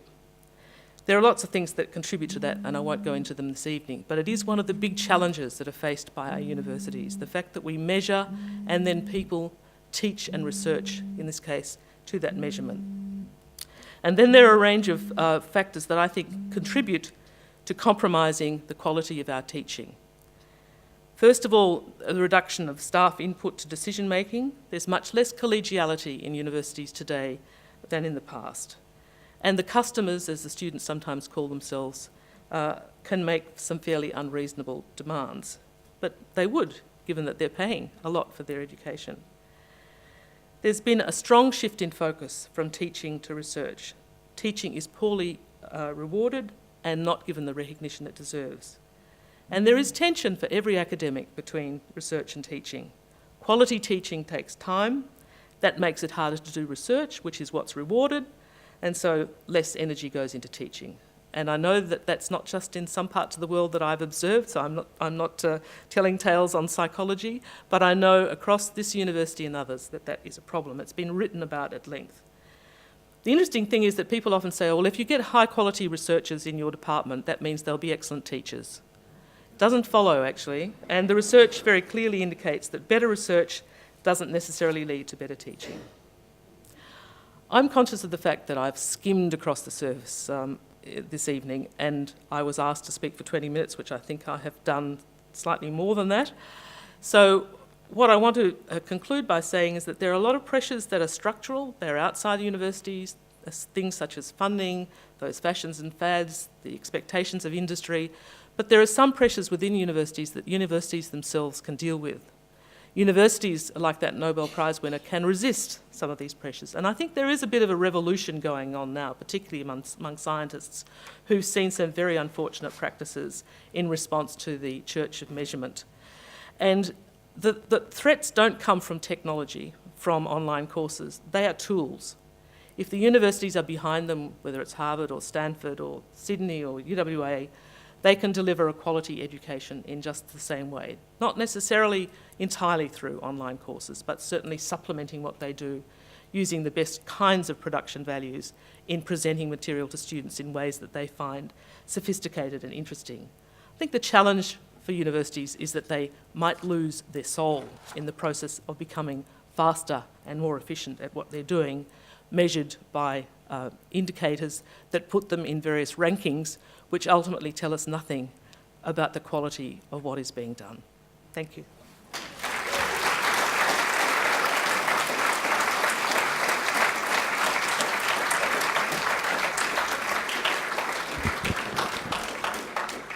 Carmen has kindly offered to respond to any questions, if there's any queries or questions, statements regarding her address this evening. Down the front, we'll grab the microphone just for you, Jan. I don't think I need the microphone. It's recording, so we have to. Okay. Professor Lawrence, in a perfect university, what would you change to allow collegial behaviour, to raise the appreciation of teaching? What would you change? If you were the Vice-Chancellor tonight, what would you have? Well, one of the things I think is important is that the size of classes makes the sort of connection that I think is critical to the broader education that I described.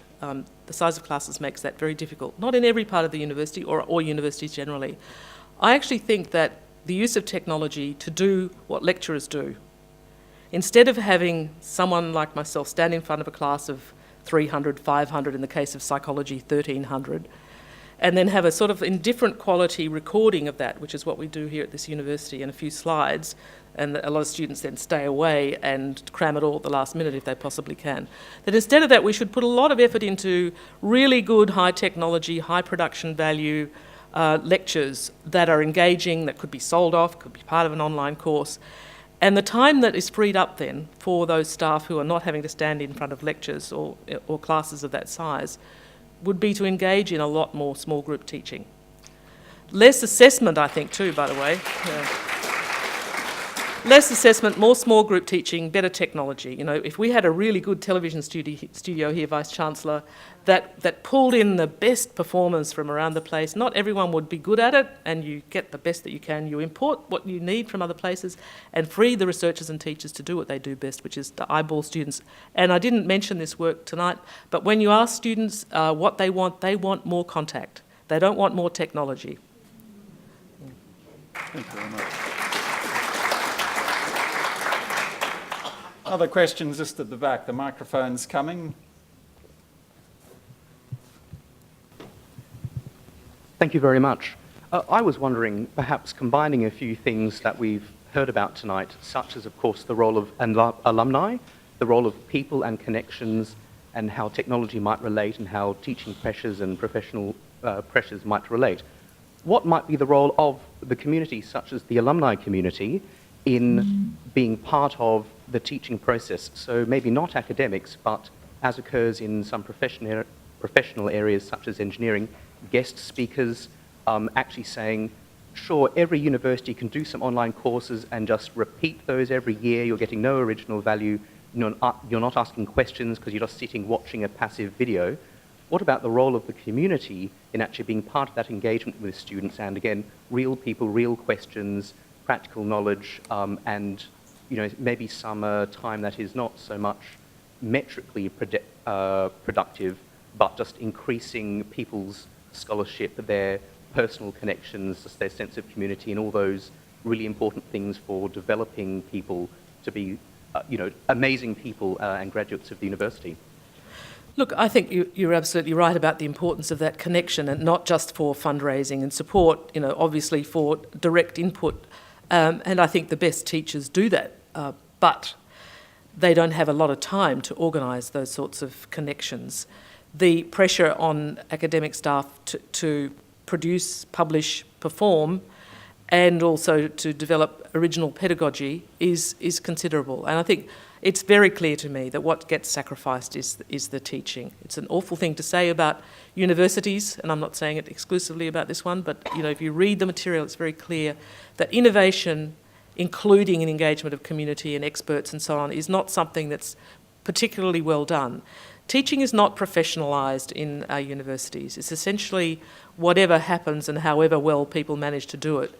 But you need time to develop alternatives. And when I'm talking about technology, I don't just mean videotaping someone and sticking that online. I actually mean a properly developed interactive program.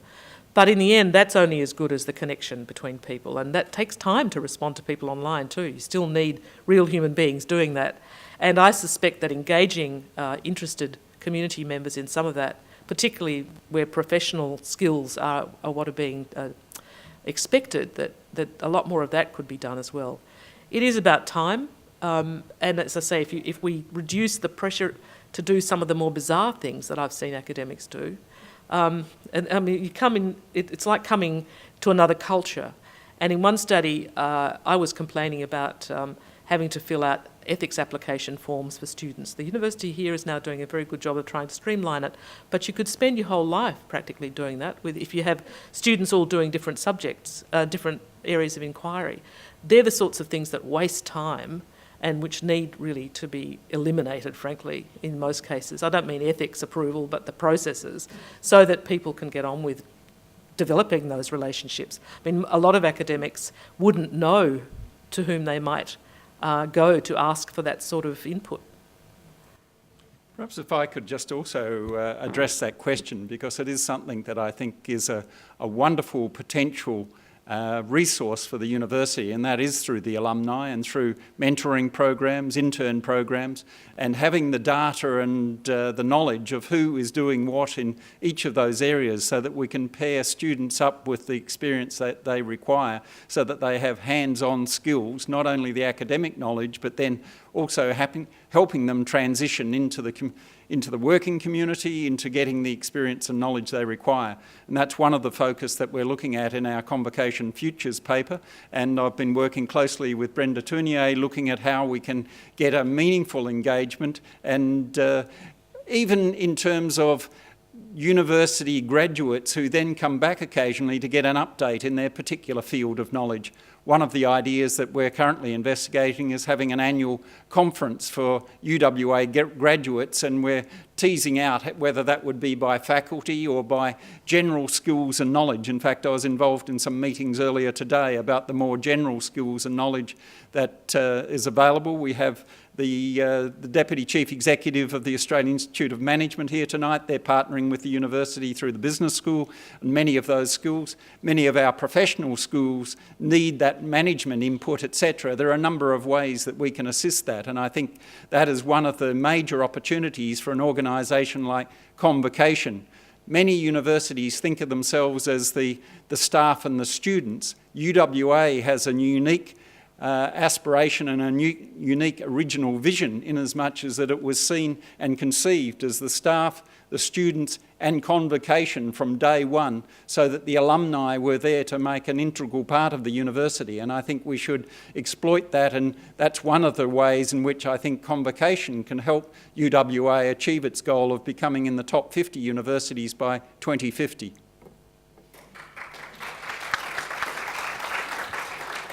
One question over here and then another one. Thank you, Dr. Lawrence, for a brilliant and perceptive address. You were the best education minister we had, because you cared not just for the students but also for the teachers. Well done. My question is this. You mentioned very importantly the independence of the university community, which when I went through was very, very important, which is being taken away. How much do you think it's being taken away, and is there a danger we need to be aware of with governments coming into the university and taking away from the independence?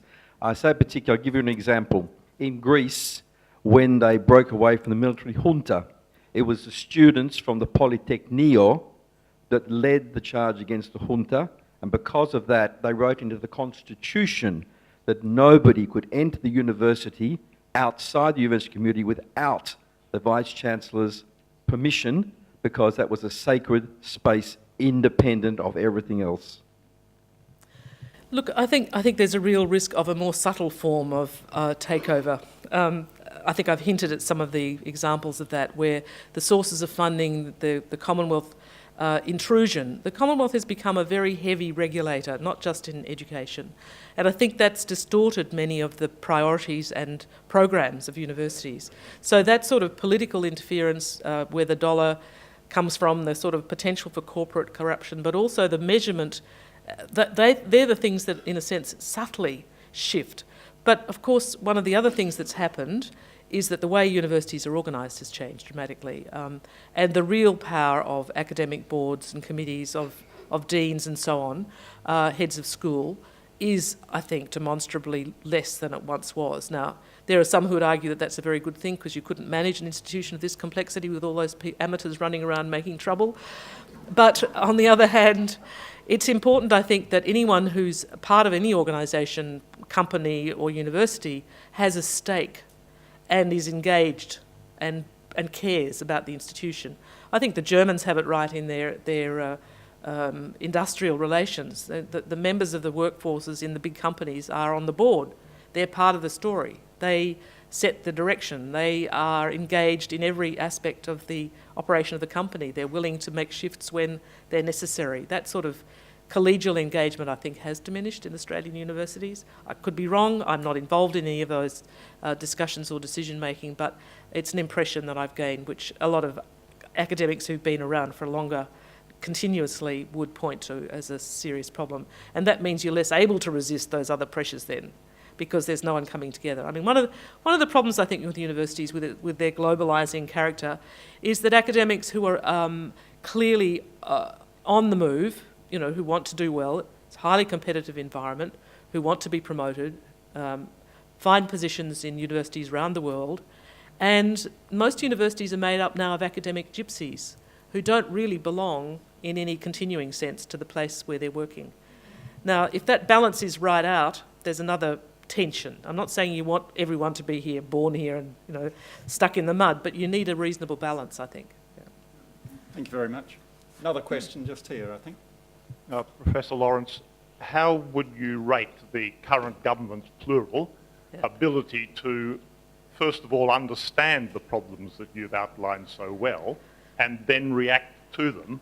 Or should the universities go their own way and free themselves from any government influence? Well, I guess I didn't see in the last government or the one before or this one much indication that they really understood what happens in universities.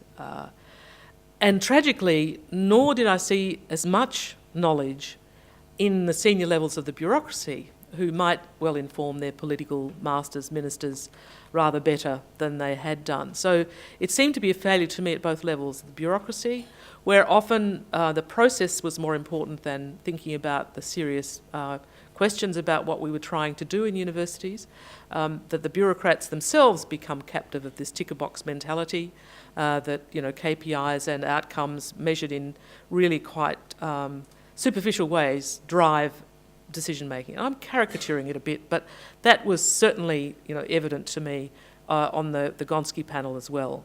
That unfortunately we've hollowed out the people from institutional bureaucracies, public sector particularly, who care about the issue. There's an interchangeability. You can be the head of PM and C one day and the head of health the next, and you don't need to have any content knowledge. I think that's absolute rubbish. So I think there's been a problem at the level of the bureaucracy, and there's no education of the political class going on, despite, you know, earnest attempts by scientists and others with their you know, days in Parliament and so on. That all helps, but really there's a resistance. As I say, it's bizarre because there's huge amount of money and debate goes into getting the kids into universities and prestigious places and expensive schools, and then they look at universities and they say, oh, well, you know. And maybe you're right. Maybe the way to free ourselves is to become entirely free of the public purse. But those HECS fees that students are paying, which really would effectively pay for the universities, don't come to the universities. So that's a problem of governance that I don't think is likely to be. They won't let go of that purse string. Two final questions. One from Cam up the back. Microphone's just coming, Cam. Thanks, Carmen, for your exposition. I enjoyed it. Thank you. I was just wondering, given the complexity of the discussion itself, and you've touched on briefly the problems with the bureaucracies being hollowed out, and there's no ambition, no aspiration, no constancy in that area to drive the policy initiatives in that regard, or defend, if you like. Where will this discussion take place? Where should it take place at the moment? We've got dare I blame the media? I'm a member of the media, I have to apologise to my colleagues. But where is that discussion? Would you like to see that discussion take place? And how substantial should it be? How are we going to civilise society when society is not very civilised? Not quite civilised. It is a bit of a chicken and egg problem, I agree. But I think in the past the universities wouldn't have been afraid through their senior professors, through their vice-chancellors, to respond to some of the public events and say, hang on, we don't think that's a way to behave. We don't think that's the right thing to do. To be, in some senses, and you could come in for a fair bit of bashing on this, I suppose, a conscience on some key issues, particularly as it related to the experience of young people in education. I mean, starting off at least with the things that you felt comfortable about. But all too often, even say where there's a great big new discovery, the media about, say, breakthroughs in health and the latest cancer discovery or whatever it happens to be, the communication is trivial and often misleading. It's glossy, it's glamorous. Instead of saying, as one of the students in my classes have been doing lately, why are they doing that? Why do that and not something else? And that's sometimes questions that universities should be asking. And so I think it's at the level of senior people in the universities being prepared. The vice-chancellors collectively, and again, forgive me, Vice-Chancellor, seem to have been neutered. They're kind of silent, or they talk about things in exactly the same terms as the government. They're cozying up to them instead of punching them in the nose, which is, I think, what's needed, more of that. You can't lose any more money.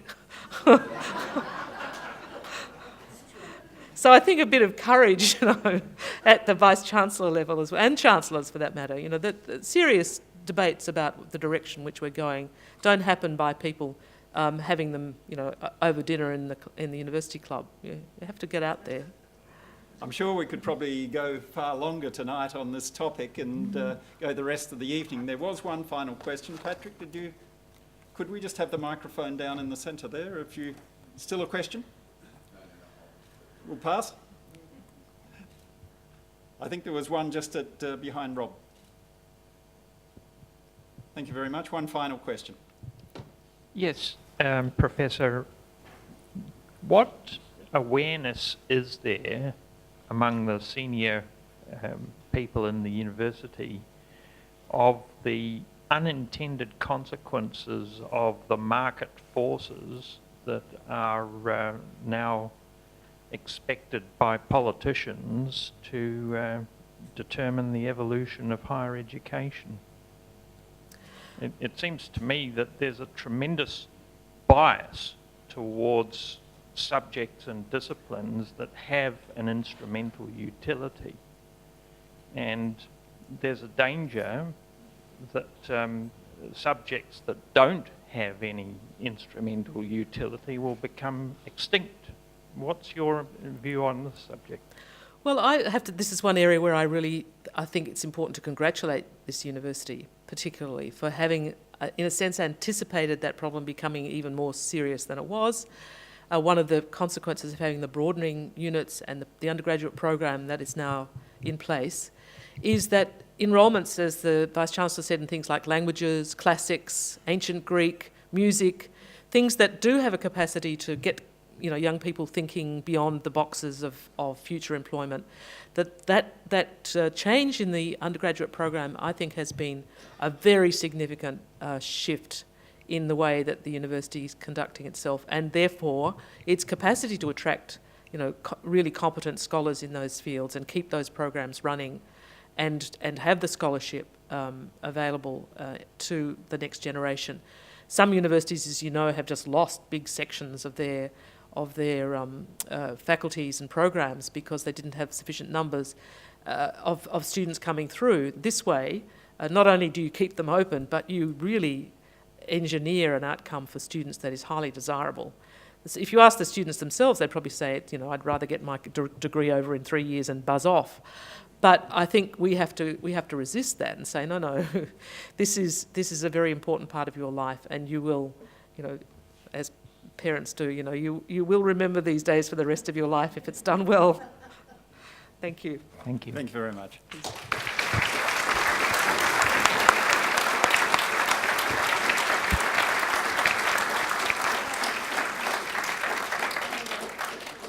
Could I now invite the Deputy Warden of Convocation, Paul McCann, to give a vote of thanks to Professor Lawrence.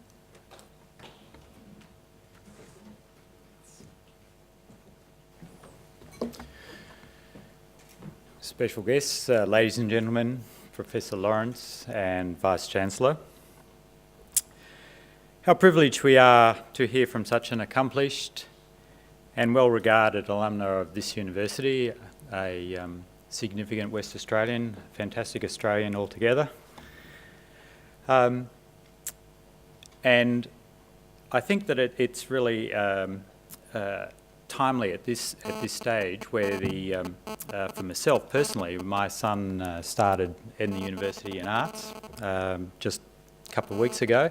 So I've been thinking through all of these things that you raised today. He came home and said, I can watch the university lectures online, TV. It'll be fantastic. And I said, no, you won't. I'll pull the plug out before that happens.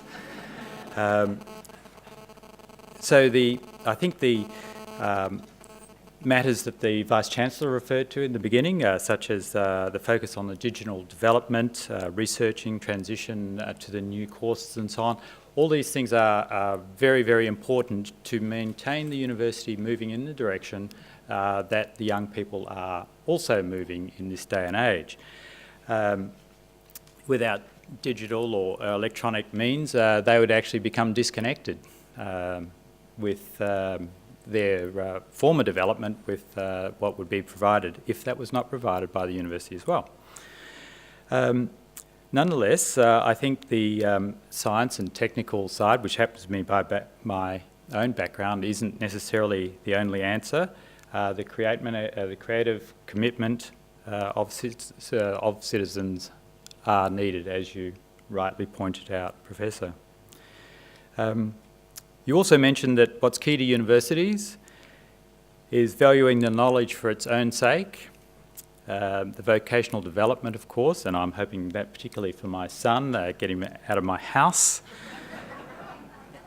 But nonetheless, he is a creative and committed young fellow himself, so he's actually looking along and is looking at the civilisation of that we're in and asking a few questions, perhaps tackling the great moral boundaries. He's only just starting to wake up to them now that he's approaching university. We all survived them while we were here, the great moral boundaries, but the new ones of today are far more reaching and more far-reaching, I should say, than they ever were in our day. Funding, measurement of performance, emphasis on research. They're things that we might expect are difficulties, but I felt that your reminder to us tonight that the appreciation of teaching and the connection to people are fundamental to what an institution such as this is and how it relates to the community and how it will provide the best outcome for our youth and development and other people within our community. So with that, what an engaging, insightful, frank speech it is tonight.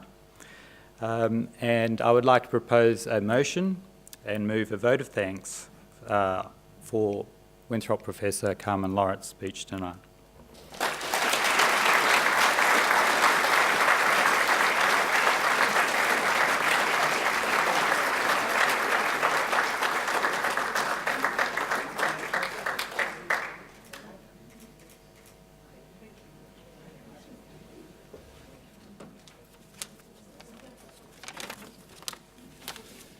That brings to a close the formal proceedings for this evening.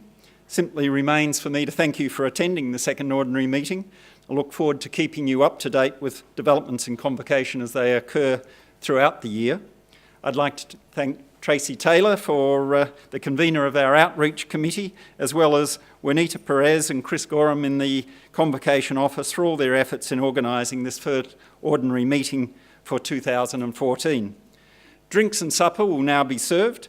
During refreshments this evening, we'll play the wonderful PowerPoint that's going to be up here on Edward Sidney Simpson. So you'll have the opportunity to view his remarkable history as our first graduate and the opportunity to look at that. If you wish to catch up with colleagues and friends, and I'm sure there are many in the audience who wish to do this, you can look at the Convocation website, the PowerPoint presentation, the excellent one put together by Jenny Bevan, is on that website, and you can go through the history of our first graduate and see his contribution to Western Australia.